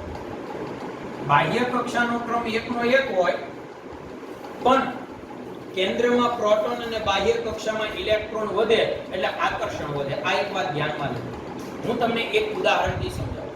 ધારી લો કે મારી પાસે અહીંયા આવર્ત બીજાના તત્વો છે. આવર્ત 2 એમાં સૌથી પહેલું તત્વ લિથિયમ છે, બરાબર? પછી બેરિલિયમ છે, પછી બોરોન છે, પછી કાર્બન, નાઇટ્રોજન, ઓક્સિજન, ફ્લોરિન અને નિયમ. આ રીતે છે. હવે તમે જોઈ શકો છો આની ઇલેક્ટ્રોન રચના હિલિયમ કોર 2s1, પછી હિલિયમ કોર બધામાં આવશે તો હું લખતો નથી. Helium core 2s2, helium core 2s2 2p1, પછી હિલિયમ કોર 2s2 અને 2p2, helium core 2s2 2p3, પછી 2s2 2p4 અને 2s2 2p5 અને છેલ્લે નિયોનમાં 2s2 અને 2p6 આમ આવશે. હવે મિત્રો અહીં તમે જોઈ શકો છો કે પરમાણુ ક્રમાંક આ આવર્તમાં ડાબી સાઈડથી જમણી સાઈડ ઉંજશ તો પરમાણુ ક્રમાંક વધે અને પરમાણુ ક્રમાંક વધે એટલે કેન્દ્રમાં શું વધ્યું? પ્રોટોન વધ્યો. પછી બાહ્ય કક્ષામાં શું વધે છે? ઇલેક્ટ્રોન. જોઈ લો અહીંયા બાહ્ય કક્ષામાં 1 ઇલેક્ટ્રોન છે, અહીંયા 2 છે, અહીંયા કેટલા છે? 3. હું કક્ષા બોલું ત્યારે તમારે s ને p ને અલગ નથી પાડવાની. s ને p તો કક્ષક છે. કક્ષા એટલે બીજી કક્ષાના પછી બધા પ્રકાર સાથે લેવાના હોય. એટલે 1 ઇલેક્ટ્રોન 2 3 4 5 6 7 8 તમે જોઈ શકો છો કે કેન્દ્રમાં પ્રોટોન વધે છે અને બાહ્ય કક્ષામાં ઇલેક્ટ્રોન. અને મિત્રો કેન્દ્રમાં પ્રોટોન અને બાહ્ય કક્ષામાં ઇલેક્ટ્રોન વધે પરંતુ બાહ્ય કક્ષાનો ક્રમ એનો એ જ છે. જોઈ લો 2 નો. આનો સીધો મતલબ શું થયો? એ તો ખબર જ છે. ખબર ને તમને કે આવર્ત જેટલામાં હોય ને કોઈ પણ તત્વ જેટલામાં આવર્તમાં હોય એટલામાં એની બાહ્ય કક્ષા હોય. મેં તમને સમજાવેલું છે કે બાહ્ય કક્ષાનો ક્રમ એ જેના આવર્તનો ક્રમ હોય. બરાબર ને? તો મિત્રો અહીંયા તમે જોઈ શકો છો કે કેન્દ્રમાં પ્રોટોન અને બાહ્ય કક્ષામાં ઇલેક્ટ્રોન વધે છે પણ બાહ્ય કક્ષાનો ક્રમ વધતો નથી. એનો મતલબ એવો થયો કે આગળ જતા મિત્રો આકર્ષણ શું થશે? વધે. બરાબર? આ પહેલી વાત છે. આકર્ષણ વધે. હવે આપણે બીજો પોઈન્ટ જોઈએ કે જો ખાલી કેન્દ્રમાં પ્રોટોન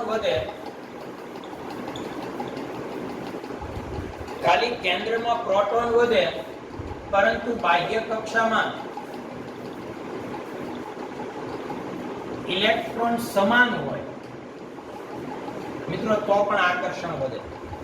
પ્રોટોન વધે, બાહ્ય કક્ષામાં ઇલેક્ટ્રોનની સંખ્યા સરખી જ હોય તો આકર્ષણ શું થશે? વધશે.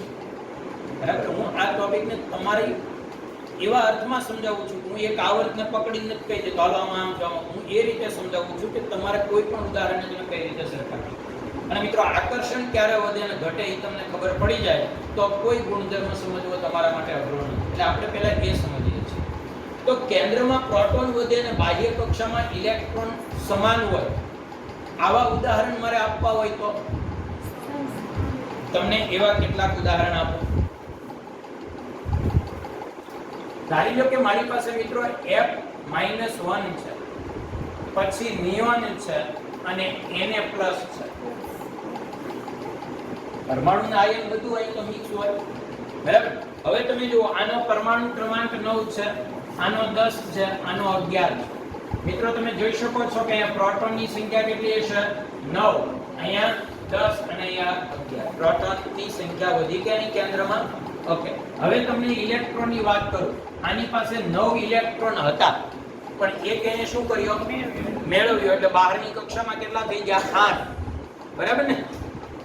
પહેલી કક્ષામાં 2 ને બીજીમાં 8. એટલે બાહ્ય કક્ષામાં હું એક ટોટલ ઇલેક્ટ્રોન લઉં છું 10. આની પાસે તો 10 હતા, એના ઈ છે. અહીંયા 11 હતા. એક એને ગુમાવ્યો એટલે 10. જોયું તમે? તો સમાન ઇલેક્ટ્રોન રચના હોય અને કેન્દ્રનો વીજભાર પ્રોટોનની સંખ્યા વધે તો મિત્રો આકર્ષણ વધે. કારણ કે ઇલેક્ટ્રોનને આકર્ષવાનું કામ કોણ કરે છે? પ્રોટોન. અને પ્રોટોનની સંખ્યા વધુ હશે એમ આકર્ષણ વધશે. એટલે મિત્રો આમાં આ બાજુ આવતા આકર્ષણ શું થાય છે? વધે.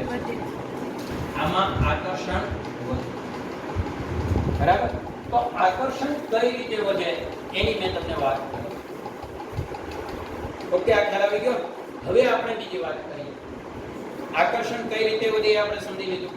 હવે મિત્રો આપણે વાત કરીએ અપાકર્ષણ માટેની, એટલે કે આકર્ષણ ઘટવા માટેની. અપાકર્ષણ તો નહીં બોલી શકીએ આપણે. આકર્ષણ ઘટવાના મુદ્દા તમને સમજાવું. ક્યારે ઘટે તમે સમજો. પહેલી વાત કે જો બાહ્ય કક્ષાનો ક્રમ વધે, બાહ્ય કક્ષાનો ક્રમ વધે તો બોલો આકર્ષણ શું થાય? ઘટે. હું એનું એક ઉદાહરણ આપું. બાહ્ય કક્ષાનો ક્રમ વધે એવું. ધારી લો કે મારી પાસે એક સમૂહ 1 છે, સમૂહ પહેલો છે, બરાબર. સમૂહ પહેલોનો પહેલું તત્વ છે લિથિયમ, પછીનું છે સોડિયમ, ત્યાર પછી છે પોટેશિયમ, પછી છે રુબેડિયમ, પછી છે સીઝિયમ, બરાબર ને? આ રીતે છે. હવે મિત્રો તમે જુઓ તો આની ઇલેક્ટ્રોન રચના થશે હિલિયમ કોર 2s1. એક વાત તમને કરું, પહેલો સમૂહ છે 18 માં પછી આવે. 18 હોય ને પછી ફરીવાર પહેલેથી શરૂ. એટલે તમારે એક વાત યાદ રાખવાની, પરમાણુ ક્રમાંક યાદ ન રહે તો આમનામ આવડી જાય. નિષ્ક્રિય તત્વોનું યાદ કરો એનાથી એક વધારી.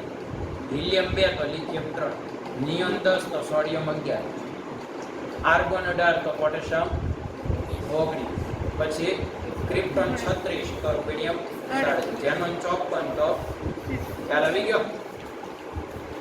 તો હવે જે આપણે વાત કરીએ છીએ neon core 3s1, argon core 4s1, પછી ક્રિપ્ટોન 36 5s1 અને ઝેનોન 54 6s1. હવે તમે જુઓ મિત્રો, અહીંયા બાહ્ય કક્ષાનો ક્રમ શું થાય છે? આની બહારની કક્ષા કઈ છે? પહેલી, આની ત્રીજી, ચોથી, પાંચમી. તો જેમ જેમ બાહ્ય કક્ષાનો ક્રમ વધતો જશે એમ કેન્દ્ર અને ઇલેક્ટ્રોન વચ્ચેનું અંતર શું થશે? વધે. અને કેન્દ્ર અને ઇલેક્ટ્રોન વચ્ચેનું અંતર વધે એટલે આકર્ષણ ઘટે. હું તમને આમાં પાછળ કેટલાક મિત્રો એવો કારણ આપે કે સાહેબ તમારી વાત બરાબર છે, બાહ્ય કક્ષાનો ક્રમ વધે પણ પ્રોટોન એ વધે ને. અહીંયા 3 પ્રોટોન હતા, અહીંયા સીધા 11 હતા, અહીંયા સીધા 19 થયા, 37, 55. મેં તમને પહેલાય કીધેલું છે મિત્રો કે બાહ્ય કક્ષાનો ક્રમ વધતો હોય તો પ્રોટોન વધવાથી કોઈ અસર ઉત્પન્ન થતી.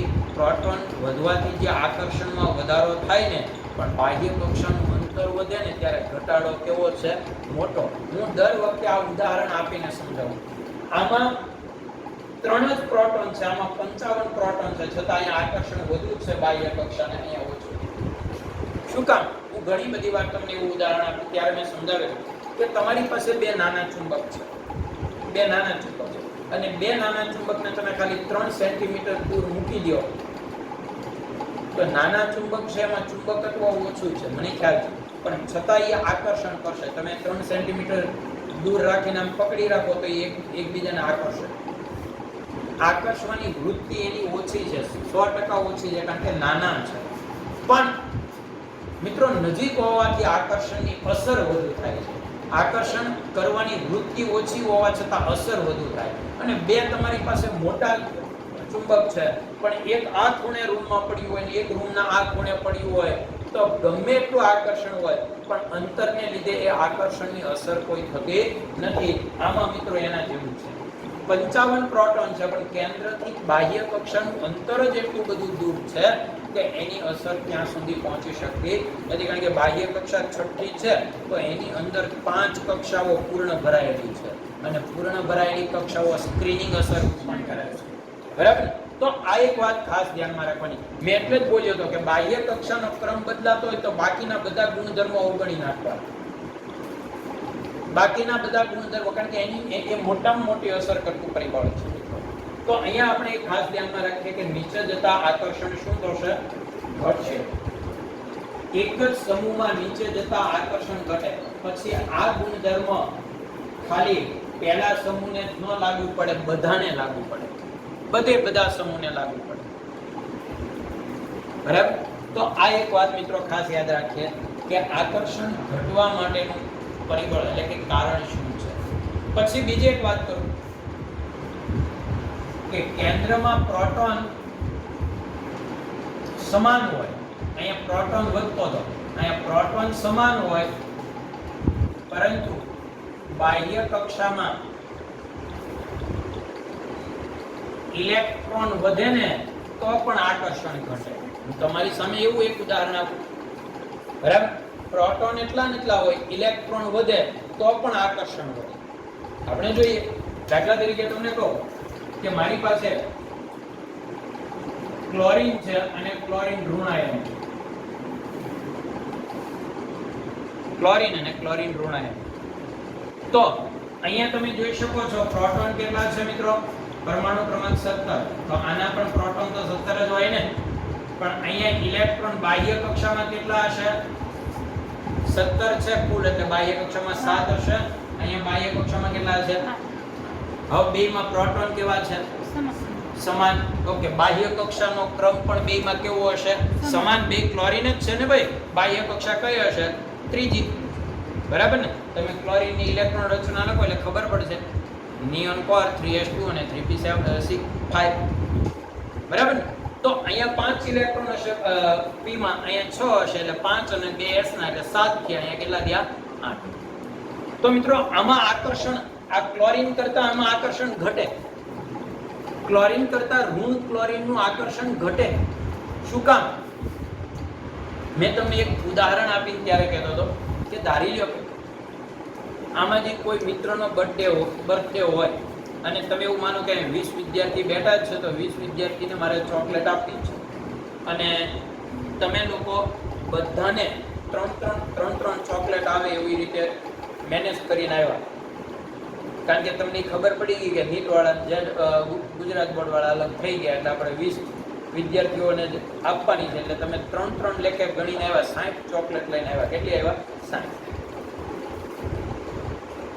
પણ બીજે દિવસે જ્યારે તમે ચોકલેટ લઈને ક્લાસમાં આવો અને સામેના 10 વિદ્યાર્થી અહીંયા આવીને બેઠી ગયા હોય, 30 થઈ ગયા હોય તો દરેકને મળતી ચોકલેટ 3 મળવાની બદલે કેટલી મળે? હવે 2 જ મળશે. 20 હતા તો 3 મળતી હતી, 20 3 60, પણ 30 વિદ્યાર્થી થઈ ગયા તો કેટલી થશે? 2 જ મળે ને. મતલબ કે જેટલી સંખ્યા વધશે એટલો દરેકને મળતો ભાગ ઘટી જશે. હે ને?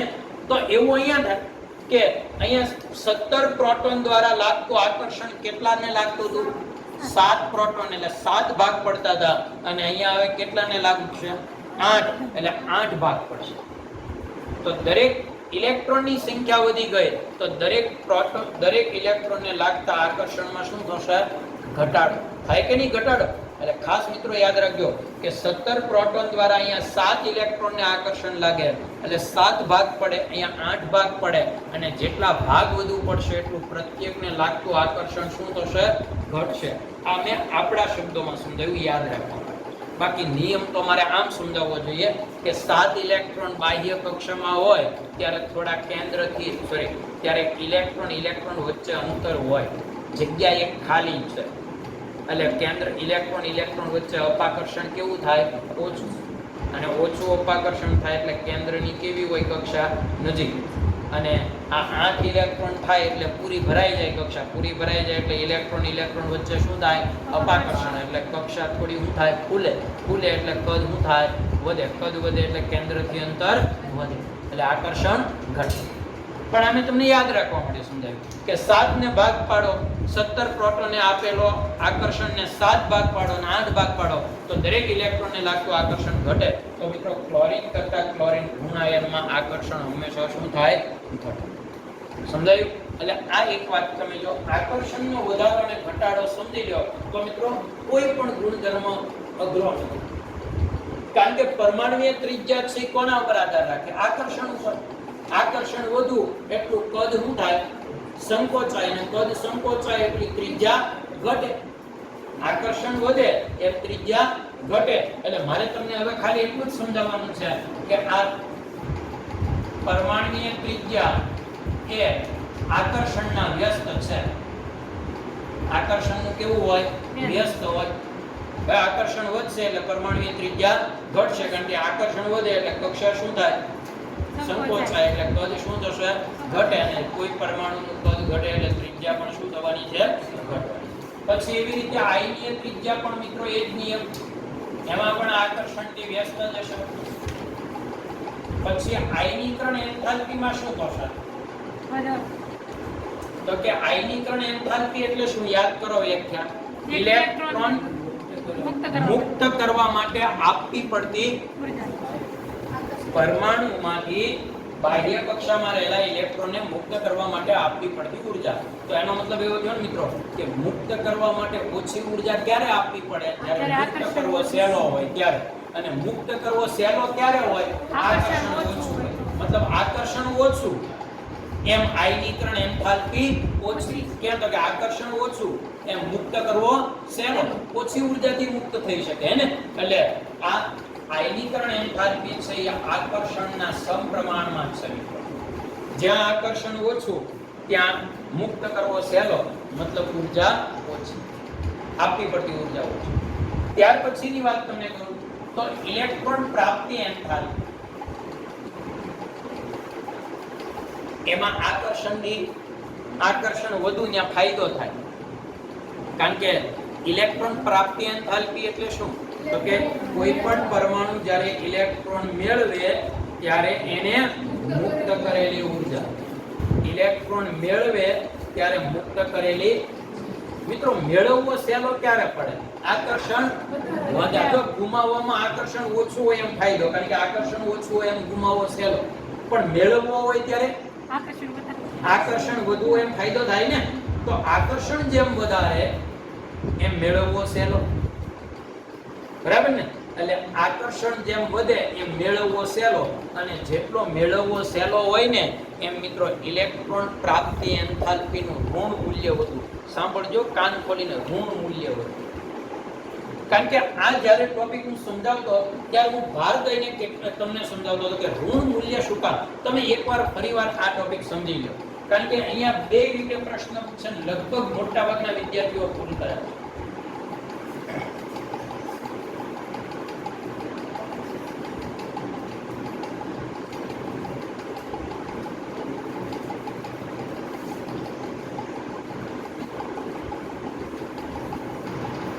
અહીંયા આપણે એક પોઈન્ટથી સમજી લઈએ.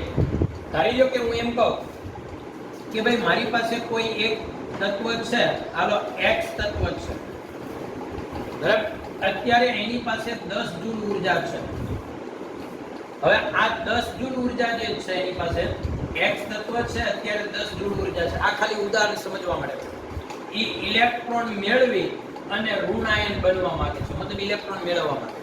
તો એની પાસે સંગ્રહાયેલી જે ઊર્જા હશે એ ઇલેક્ટ્રોનને આકર્ષવા માટે થોડીક ઉર્જા એ શું કરશે એ વાપરશે. એમાં ઇલેક્ટ્રોનને ખેંચવા માટે થોડી ઉર્જા વાપરશે, પણ આકર્ષણ વધુ હશે તો એને પોતાની ઉર્જા વાપરવી ઓછી પડશે. ઓછી ઉર્જા એ ઇલેક્ટ્રોન, એટલે ધારી લો કે આમાં આકર્ષણ વધુ છે એમ સમજો, આ તત્વમાં આકર્ષણ વધારે છે એમ સમજો. હવે આકર્ષણ વધુ હોય તો ખાલી એની એક જ જૂલ ઇલેક્ટ્રોન ઉર્જા ધારી લો કે એને ઇલેક્ટ્રોનને ખેંચવા માટે વાપરી, તો બાકીની સ્પેરમાં એની પાસે હવે કેટલી પડી રહી? હવે આ 9 જૂલ ઉર્જા જે પડી રહી એ રાખી નહીં મૂકે, એ વધારાની ઉર્જા છેલ્લે શું કરી દેશે? મુક્ત. એટલે મિત્રો એક વાત યાદ રાખો કે કોઈ પણ પરમાણુ પાસે જે ઉર્જા હોય એમાંથી ઇલેક્ટ્રોનને આકર્ષ્યા પછી જે વધે ને એ ઉર્જા એ મુક્ત કરે અને એ ઉર્જાને ઇલેક્ટ્રોન પ્રાપ્તિ થાય. એટલે કોઈ પણ પરમાણુ જ્યારે ઇલેક્ટ્રોન મેળવે ત્યારે એની મુક્ત કરેલી ઉર્જા જે ઇલેક્ટ્રોન પ્રાપ્તિ એન્થાલ્પી છે, એટલે આ 9 જૂલ ઉર્જા શું કરી શકે? મુક્ત કરશે. અને કોઈ પણ પરમાણુ ઇલેક્ટ્રોન મુક્ત કરે એટલે ઉર્જા મુક્ત કરે ત્યારે મિત્રો આપણે એને શું કહીએ છીએ? બોલો તો. ત્યારે આપણે શેના વડે દર્શાવીએ છીએ? મુક્ત કરે એટલે માઈનસ નિશાની વડે દર્શાવીએ ને. શેના વડે દર્શાવીએ છીએ? માઈનસ. બરાબર ને? એટલે ઇલેક્ટ્રોન ગ્રાહી ઉર્જા, એટલે આપણે એના માટે શું સંકેત વાપરીએ છીએ? ડેલ્ટા E કહીએ છીએ ને. ઇલેક્ટ્રોન મેળવે ત્યારે એને મુક્ત કરે. તો અહીંયા કેટલી ઉર્જા મુક્ત કરી? એને 9 જૂલ, એટલે માઈનસ ઋણ મૂલ્ય. હવે ધારી લો કોઈ એક બીજું ઉદાહરણ. હાલો, મારી પાસે એક વાય તત્વ છે, એની પાસે પણ 10 જૂલ ઉર્જા હતી, એને પણ એક ઇલેક્ટ્રોન મેળવી અને ઋણ આયન બનવું છે, પણ એમાં આકર્ષણ ઓછું છે, આકર્ષણ પ્રમાણમાં ઓછું છે. હવે આકર્ષણ ઓછું હશે તો એની મોટા ભાગની ઉર્જા છે ને એ આ ઇલેક્ટ્રોનને આકર્ષવામાં જ વપરાઈ જશે. ધારી લો કે એની મોટા ભાગની ઉર્જા ઇલેક્ટ્રોનને ખેંચવામાં વપરાઈ ગઈ, આકર્ષણ નથી લગાવી શકેલ, એની પોતાની ઉર્જા એને વાપરવી પડે. તો હવે એની પાસે વધી કેટલી ખાલી? તો એ મુક્ત કેટલી કરી શકે? 2 જૂલ. તો એનો મતલબ કે એની ઇલેક્ટ્રોન પ્રાપ્તિ એન્થાલ્પી ખાલી 2 જૂલ જ હોય. એટલે તમે જુઓ ઋણ મૂલ્ય કોનું મોટું છે? એટલે કોને વધુ ઉર્જા મુક્ત કરી? જેને મેળવવો સહેલો હતો. સમજાયું તમને? જેને મેળવવો સહેલો હતો એની ઋણ ઉર્જા એટલે ઇલેક્ટ્રોન પ્રાપ્તિ એન્થાલ્પીનું ઋણ મૂલ્ય તો બોલજો, ઋણ મૂલ્ય એનું મોટું હોય. અને એ વ્યાખ્યા આપણા મગજમાં હોવી જોઈએ કે કોઈ પણ પરમાણુ ઇલેક્ટ્રોન સ્વીકારે ત્યારે એને મુક્ત કરેલી ઉર્જા. હવે યાદ રાખજો કે આકર્ષણ વધુ હોય એમ મેળવવો સહેલો, અને મેળવવો સહેલો એમ કે ઉર્જા વધારે મુક્ત કરી શકે. મતલબ એની ઇલેક્ટ્રોન પ્રાપ્તિ એન્થાલ્પીનું ઋણ મૂલ્ય. ઓકે, આવડશે હવે? હવે મિત્રો તમને હું દર વખતે ઋણ મૂલ્ય શું કામ બોલું એનું કારણ તમને ઘણી બધી વાર આ લોકો એમ કહે કે ઇલેક્ટ્રોન પ્રાપ્તિ એન્થાલ્પીનું મૂલ્ય ના ચડતા ક્રમમાં ગોઠવો, ઋણ મૂલ્ય ન બોલે. તો મિત્રો જ્યાં ઋણ મૂલ્ય જે મોટું હોય કિંમત કેવી કહેવાય? નાની કહેવાય. અને જ્યાં ઋણ મૂલ્ય નાનું હોય કિંમત કેવી કહેવાય? મોટી. તો ત્યાં પાછા આપણે બઠ્ઠા થઈ જઈએ. સમજ્યા તમે આખી વાત? એટલે ઋણ મૂલ્ય શું છે એ ખાસ યાદ રાખો. આપણે ઋણ મૂલ્ય જ યાદ રાખવાનું, પેલું યાદ નહીં રાખવાનું, કારણ કે ઋણ મૂલ્ય આપણા મગજમાં બેઠી જશે કે જ્યાં એટલે આકર્ષણ વધુ ત્યાં મેળવવો સહેલો ત્યાં ઋણ મૂલ્ય વધારે. પછી જ્યારે આપણને ઋણ શબ્દ ન મૂકે ને એમને પૂછે તો આપણે ઋણ મૂલ્યને આધારે પહેલા ગોઠવી નાખવાનું, પછી ઊંધું કરી નાખવાનું, કારણ કે ઋણ મૂલ્ય જ્યાં વધારે છે ને કિંમત કેવી કહેવાય? નાની કહેવાય. સમજાયું? એટલે આ એક વાત તમારે ખાસ મિત્રો ધ્યાનમાં રાખવાની છે. તો અહીંયા આપણે ઇલેક્ટ્રોન પ્રાપ્તિ એન્થાલ્પી નું ઋણ મૂલ્ય એ આકર્ષણ ના સમપ્રમાણમાં છે. બરાબર ને? આકર્ષણ વધુ ત્યાં મેળવવો સહેલો, અને મેળવવો સહેલો ત્યાં ઇલેક્ટ્રોન પ્રાપ્તિ એન્થાલ્પી નું ઋણ મૂલ્ય. અને એટલે જ તમે જોજો મિત્રો કે હકીકતમાં આ આયનીકરણ એન્થાલ્પી એટલે ઇલેક્ટ્રોન ગુમાવવા માટેની ઉર્જા છે અને ઇલેક્ટ્રોન પ્રાપ્તિ એન્થાલ્પી એટલે મેળવવા માટેની ઉર્જા છે. પણ છતાં એક જ આવર્તમાં એક જ સમૂહમાં બેમાં વધારો ઘટાડો સરખો જ છે. ડાબેથી જમણે જાઓ તો એકમાં વધારો બેમાં સરખો જ બેમાં વધારો થાય છે. હવે હું તમને સમજાવું, ભલે કારણ અલગ જવાબ એક સરખો. તમે જુઓ, હાલો મને કહો કે એક જ સમૂહમાં ડાબેથી જમણે એક જ આવર્તમાં ડાબેથી જમણે જતા આકર્ષણ શું થાય? વધે. આકર્ષણ વધે એટલે મને કહો લ્યો ઇલેક્ટ્રોન ગુમાવવો, હું પહેલા ગુમાવવો, આકર્ષણ વધે એટલે ગુમાવવો મુશ્કેલ, અને ઇલેક્ટ્રોન ગુમાવવો મુશ્કેલ એટલે આયનીકરણ એન્થાલ્પી નું મૂલ્ય કેવું થાય? વધે. એક જ સમૂહમાં હંમેશા એક જ આવર્તમાં હંમેશા આગળ જઈએ તો શું થાય? વધે, કારણ કે ગુમાવવો અઘરો થાય, આકર્ષણ વધે. હે ને? હવે હું તમને આમાં કહું કે આયનીકરણ ઇલેક્ટ્રોન પ્રાપ્તિ એન્થાલ્પીમાં શું થાય? આકર્ષણ વધે તે ઋણ મૂલ્ય તો કે વધે. એમાં તમે જુઓ કે ડાબેથી જમણે જાઓ એટલે આકર્ષણ વધશે. વધે ને મેળવવો સહેલો, અને જેટલો મેળવવો સહેલો એટલું ઇલેક્ટ્રોન પ્રાપ્તિ એન્થાલ્પીનું ઋણ મૂલ્ય વધે. ઋણ મૂલ્ય વધે. એટલે જ હું બોલ્યો છું મિત્રો કે બે આગળ જતા વધે છે. સમજી ગયા? કારણ બે માં અલગ છે પણ અંતે તો એ બંનેનું અર્થઘટન સેમ જ થઈ ગયું. એક જ આવર્તમાં બે વધે છે. સમજાયું તમને? તો આ એક વાત તમારે ખાસ ધ્યાનમાં રાખવાની છે. બાકી પરમાણુય ત્રિજ્યા અને આયનીય ત્રિજ્યા આપણને હવે સમજાઈ જાય. ડાબેથી જમણે જતા પરમાણુય ત્રિજ્યા શું થશે ભાઈ? આકર્ષણ વધે એટલે પરમાણુય ત્રિજ્યા ઘટશે. ઘટે, આયનીય ત્રિજ્યા ઘટે. પરમાણુય ત્રિજ્યા ઘટે એટલે આયનીય ત્રિજ્યા ઘટે. પણ મિત્રો એક વાત તમને કરી દઉં કે આયનીય ત્રિજ્યા માટે આવર્ત આમ તો બોલાય જ નહીં. કારણ કે આયનીય ત્રિજ્યા માટે જો આવર્ત બોલશો ને તો તમે ભૂલ કરશો, કારણ કે બધાયની આયનીકરણ અવસ્થા એક સરખી થોડી છે. આ વસ્તુ કોને લાગુ પાડી શકું ખબર? એફ વિભાગને લાગુ પાડું. જો એફ વિભાગની પહેલી શ્રેણી છે એમાં સામાન્ય ઓક્સિડેશન +3 છે તો એમાં લાગુ પાડીએ, પણ આમાં કોઈ દિવસ લાગુ નહીં પાડવાનું. કારણ કે હું તમને એક ઉદાહરણ આપીને સમજાવું એટલે તમને આખી વાત કહી શકું. આમાં આપણે આયનીય ત્રિજ્યા માટે આ લાગુ નહીં પાડીએ, પરમાણુય ત્રિજ્યા માટે. હવે સમજાયું તમને? એક જ સમૂહમાં આગળ એક જ આવર્તમાં ડાબેથી જમણે જતા પરમાણુય ત્રિજ્યા શું થશે? ઘટશે. આયનીકરણ એન્થાલ્પી વધશે, ઇલેક્ટ્રોન પ્રાપ્તિ એન્થાલ્પીનું ઋણ મૂલ્ય. હવે આપણે આગળ જોઈએ. મિત્રો અપવાદ ક્યાં છે? અપવાદ ત્રિજ્યામાં ના હોય. અપવાદ આયનીકરણ એન્થાલ્પી અને ઇલેક્ટ્રોન પ્રાપ્તિ એન્થાલ્પીમાં હોય. બરાબર? આ બે માં પડી ગઈ. આ બે માં અપવાદ હોય. હવે હું તમને અપવાદ સમજાવું. પહેલા આપણે આયનીકરણ એન્થાલ્પીમાં અપવાદ સમજીએ.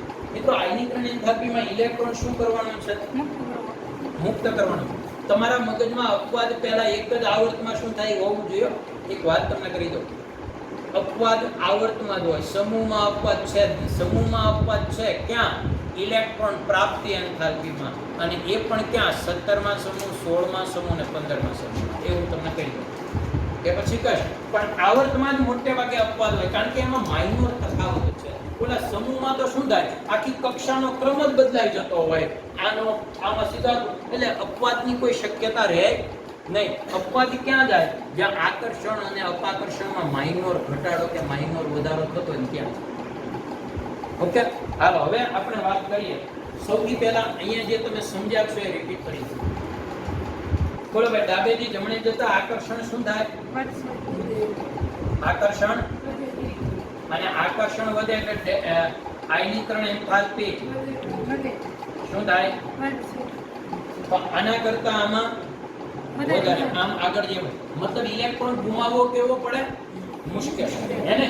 આમ આગળ જઈએ એટલે ઇલેક્ટ્રોન ગુમાવવો મુશ્કેલ. ઓકે, હાલો આના કરતા આને મુશ્કેલ. આના કરતા આને મુશ્કેલ નહીં. તરત તમે પકડી શકો કે આ શક્ય નહીં. મુશ્કેલ નહીં, સરળ. શું કામ? તમને કારણ આમાં 2s કક્ષા છે, 2s કક્ષા છે જે પૂર્ણ ભરાયેલી છે. આમાં એક ઇલેક્ટ્રોન જે ગુમાવવાનો છે એ 2p માંથી ગુમાવવાનો છે, બરાબર? અને s કક્ષાથી સમમિતીય ગોળાકાર છે અને ગોળાકાર કક્ષકો હોવાથી કેન્દ્રની નજીક છે એટલે એને કેન્દ્રનું આકર્ષણ વધારે લાગે એટલે આ ઇલેક્ટ્રોન અને પાછા યુગ્મીકરણ થયેલા છે એટલે ઇલેક્ટ્રોનથી પૂર્ણ ભરાયેલી કક્ષક છે એટલે સરળતાથી ઇલેક્ટ્રોન મુક્ત થઈ શકે નહીં.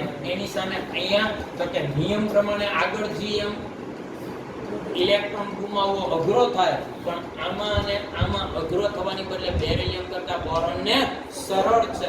શું કામ? કારણ કે s માંથી ઇલેક્ટ્રોન ગુમાવવો જે અઘરો છે, સમમિતીય ગોળાકાર કદ નાનું કેન્દ્રની નજીક, અને આમાં p કક્ષકમાંથી ઇલેક્ટ્રોન ગુમાવવાનો છે એટલે સહેલો પડશે. શું કામ? તો કે p કક્ષક ત્રણ અવસ્થામાં સૌથી વધુ સ્થાયી હોય, કાં ખાલી હોય, કાં અર્ધપૂર્ણ અવસ્થા હોય અને કાપૂર્ણ અવસ્થા. આ ત્રણ અવસ્થા સૌથી વધુ સ્થાયી અવસ્થા છે.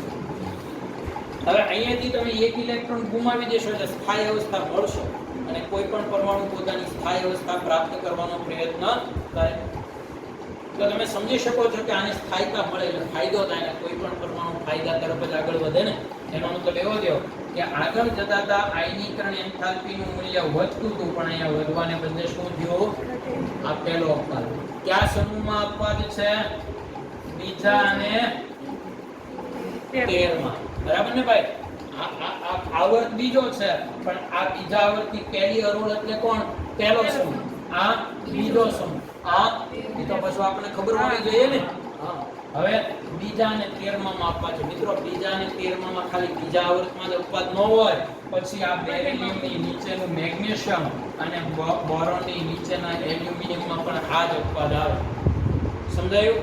આની નીચેનું તત્વ અને આની નીચેના તત્વમાં પણ આ જ અપવાદ આવે. ઓકે, આ ક્લિયર થઈ ગયું હવે?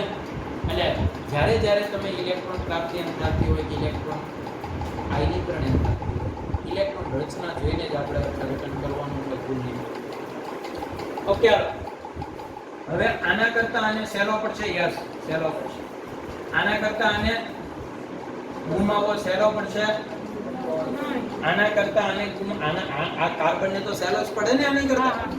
બરાબર? એટલે ટૂંકમાં કાર્બન કરતા નાઇટ્રોજનને અઘરો પડે. યસ, પણ નાઇટ્રોજન અને ઓક્સિજનમાં પાછો અપવાદ છે. તમને દેખાય આવે એવો અપવાદ છે. અહીંયા p માંથી ઇલેક્ટ્રોન ગુમાવો તો p માં 3 ઇલેક્ટ્રોન છે, અર્ધપૂર્ણ અવસ્થા છે. જે સ્થાયી અવસ્થા છે, અર્ધપૂર્ણ અવસ્થા નાઇટ્રોજન વીખવા માંગશે નહીં. અને એની સામે તમે જુઓ તો આમાં 4 ઇલેક્ટ્રોન છે એટલે એક ઇલેક્ટ્રોન વધારાનો છે. ઉલટાનો ઇલેક્ટ્રોન ગુમાવવાથી ફાયદો થશે. થાય કે નહીં ફાયદો? એટલે નાઇટ્રોજન કરતા ઓક્સિજનમાં ઇલેક્ટ્રોન પ્રાપ્તિ એન્થાલ્પીનું મૂલ્ય વધશે નહીં. સોરી, આયનીકરણ એન્થાલ્પીનું મૂલ્ય વધશે નહીં. સમજાયું? કારણ કે ગુમાવવો સહેલો. બાકી તો પછી કન્ટિન્યુ અઘરું જ પડે. એટલે બે જગ્યાએ અપવાદ છે, બીજા અને 13 માં અને 15 અને પછી આ 15 ને 16 માં નીચે જોવા મળે. ઓ ભાઈ, ફોસ્ફરસ અને આની નીચેના સલ્ફરમાં જોવા મળે. એ અપવાદ તો પછી કન્ટિન્યુ ને. સમજાયું? તો આ એક વાત તમારે ખાસ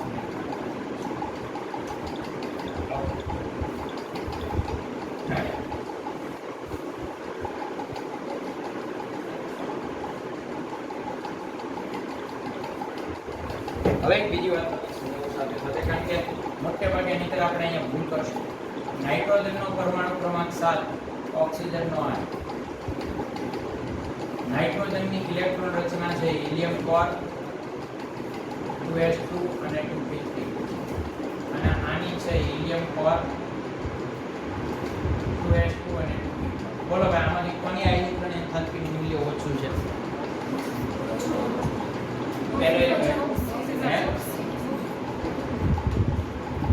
બોલો, હાલો.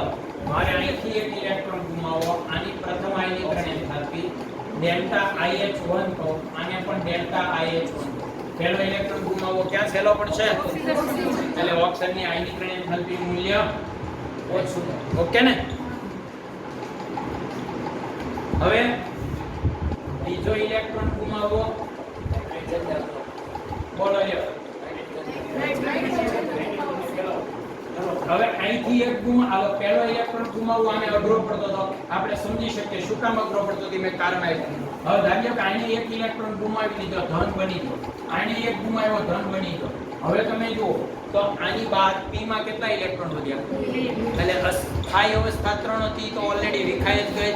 એટલે હવે એને ગુમાવવામાં કઈ વાંધો નથી. અને આને સ્થાયી અવસ્થા મળી છે એટલે ઈ ગુમાવવાનો હવે ટ્રાય કરશે નહીં. એટલે બીજામાં પાછું ઊંધું થઈ જાય, નાઇટ્રોજનને સેલો પડે. સમજાયું તમને? એટલે પ્રથમ આયનીકરણ આપણે જે સમજાવ્યું પ્રથમ આયનીકરણ એન્થાલ્પી છે. પ્રથમ આયનીકરણ એન્થાલ્પીમાં જે સેલું હોય બીજામાં સેલું હોય એવો નિયમ હોતો નથી. એમાં તો આપણે ઇલેક્ટ્રોન, એટલે જ કહું છું મિત્રો, ઇલેક્ટ્રોન રચનાને આધારે અર્થઘટન કરજો. કોઈ દિવસ આમના ગોખતા તો પ્રશ્ન જ નહીં. સમજાયું? હવે હાલો બીજો ઇલેક્ટ્રોન બે ગુમાવી દીધો. હવે તૃતીય આયનીકરણ એન્થાલ્પીનું તમે કહો. હાલો અહીંથી એક ગયો, હજી એટલે એક વધ્યો, અહીંથી હજી એક ગયો એટલે બે વધ્યા. હવે કોને સેલો પડે? નાઇટ્રોજન ને. કારણ કે નાઇટ્રોજન ઇલેક્ટ્રોન ગુમાવે એટલે p ખાલી થઈ જાય. ખાલી થાય એટલે સ્થાયી અવસ્થા, એટલે નાઇટ્રોજન ને સેલો થઈ જાય. બરાબર? પણ હવે પાછો હું એમ કહું, ચોથો ઇલેક્ટ્રોન ચતુર્થ આયનીકરણ એન્થાલ્પી. હાલો અહીંથી ત્રીજો ગયો, અહીંથી ત્રીજો ગયો. હવે કોને સેલો પડે? ચોથો ઓક્સિજન ને. કારણ કે ઓલાને s. એટલે મિત્રો આ તો બધું અમને માલ્યા જ કરે. સમજાયું તમને? Less than get than. પણ એ આપણને ખબર પડે તો અત્યારે ગોખવાથી નહીં પાડે. ઓકે, આ ક્લિયર થઈ ગયું? હવે આવી જ વાત મેળવવાની છે. ઇલેક્ટ્રોન પ્રાપ્તિ એન્થાલ્પીમાં આ જ વાત આપણે સમજવાની છે. હવે ઇલેક્ટ્રોન પ્રાપ્તિ એન્થાલ્પીમાં શું થાય? તો કે આકર્ષણ વધે અને ઇલેક્ટ્રોન પ્રાપ્તિ એન્થાલ્પીનું ઋણ મૂલ્ય છે વધે. બરાબર ને? આપણે હમણાં સમજાય ઋણ મૂલ્ય આગળ જઈએ તો શું થાય? આમાં એક વાત છે. બરાબર, ઇલેક્ટ્રોન પ્રાપ્તિ એન્થાલ્પી ઇલેક્ટ્રોન મેળવવો જેમ સહેલો પડે એમ ઋણ મૂલ્ય. ઓકે ને? તો આગળ મેળવવો આગળ જે એમ કેવો પડે? સહેલો. શું કામ? કારણ કે કેન્દ્રમાં પ્રોટોન વધે અને બાહ્ય કક્ષામાં. આ તો આપણે ખબર જ હોય છે કે આગળ જતા આવર્તમાં ડાબી બાજુથી જમણી બાજુ જતા આકર્ષણ વધે. શું કામ વધે એનું કારણ પણ આપણી પાસે હોવું જોઈએ. હવે મિત્રો આમાં અપવાદ ક્યાં છે એની વાત કરું. હવે તમે જુઓ, આને મેળવવો છે. સાંભળજો, લિથિયમને એક ઇલેક્ટ્રોન મેળવવો છે તે મેળવીને ક્યાં મૂકશે? ક્યાં મૂકશે? s માં એક હતો ત્યાં. એટલે એને નવી કક્ષાનું ખાતું તો નથી ખોલવાનું ને, પૂર્ણ અવસ્થા પ્રાપ્ત થાય ને. અને આને એક મેળવવો ક્યાં મેળવશે? અરે ભાઈ એની s તો ભરાયેલી છે, એને 2p માં મેળવવો પડે. એનો મતલબ કે પહેલા અને બીજામાં જ અપવાદ છે. પહેલા કરતા બીજાને મેળવવો સહેલો નથી. કારણ કે p માં p કક્ષા જે ખાલી છે, સ્થાયી છે, એમાં ઇલેક્ટ્રોન મૂકવો પડશે. એટલે પહેલા અને બીજામાં જ અહીંયા તો અપવાદ આવી જાય. એક વાત તો ગોખવાની, આયનીકરણ એન્થાલ્પી કરતા એક સ્ટેપ આગળ વહી આવો. ઓલામાં બીજો અને 13મો હતો, એ પહેલો અને બીજો. અહીં 15 ને 16 હતા, અહીં 14 અને 15. સમજી ગયા તમે? હવે તમે જુઓ, જો આ બેમાં અપવાદ હશે. શું કામ અપવાદ છે? તો કે આને એક ઇલેક્ટ્રોન મેળવે એટલે સ્થાયી અવસ્થા મળે એમ છે. મળશે કે નહીં? અને આને એક ઇલેક્ટ્રોન મેળવે તો સ્થાયી અવસ્થામાં એક ઇલેક્ટ્રોન વધશે. મતલબ કે યુગ્મીકરણ કરવું પડશે એટલે એને મેળવવો સહેલો કહેવાય. સમજાયું તમને? એટલે આ જ વાત મિત્રો તમારે ખાસ ધ્યાનમાં રાખવાની. આવડશે ને? હવે તો અપવાદ આ રીતે આપણે પછી મેં તમને કીધું કે આ 14 અને 15 માં અપવાદ છે તો એ અપવાદ બધી જ સુધી નીચે ચાલે. આની નીચેનું સિલિકોન, આની નીચેનો ફોસ્ફરસ વચ્ચે પણ આનો આ જ અપવાદ હશે. સમજી ગયા તમે? એમાં કોઈ ફેર પડવાનો. ઓકે, આ ક્લિયર થઈ ગયો? હવે કઈ રીતે અપવાદ છે ખબર પડી ગઈ?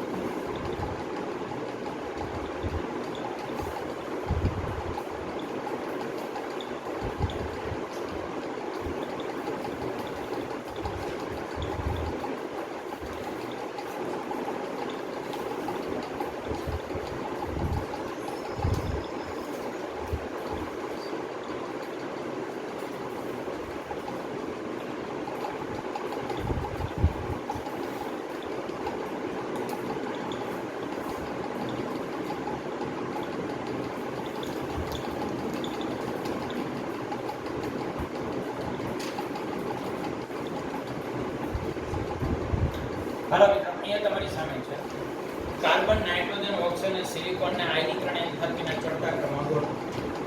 તો સૌથી પહેલા આપણે રફકામમાં બહુ ઝડપથી, આમ તો તમને હવે ખબર પડી ગઈ હોય આ ત્રણમાં, તો હું તો આમ ડાયરેક્ટ એક તમને કરવાની કહીશ કે ભાઈ આ રીતે છે સિલિકોન કોની નીચેનું તત્વ છે, બરાબર. એટલે એક વાત તો મને ખબર પડી ગઈ કે આની બહારની કક્ષા બીજી છે એટલે આ બીજા આવર્તમાં હશે અને આ કેટલામાં આવર્તમાં હશે?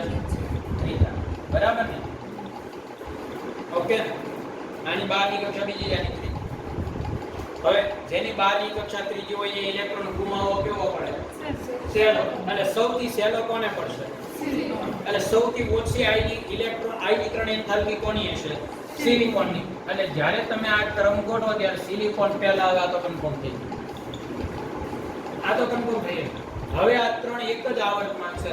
હવે યાદ કરો, મેં તમને જે સમજાવ્યું છે તમને યાદ હોય તો કોઈ પ્રશ્ન જ નહીં. 14, 15 અને 16 મિત્રો આયનીકરણ એન્થાલ્પીમાં ખબર હોય તો આમ આગળ જતા આયનીકરણ એન્થાલ્પીનું મૂલ્ય શું થાય? વધે. પણ કાર્બન, નાઇટ્રોજન ને ઓક્સિજન માં અપવાદ છે. નો આવડે તો ઇલેક્ટ્રોન રચના લખી નાખો એટલે આપોઆપ તમને ખ્યાલ આવી જશે, બરાબર ને?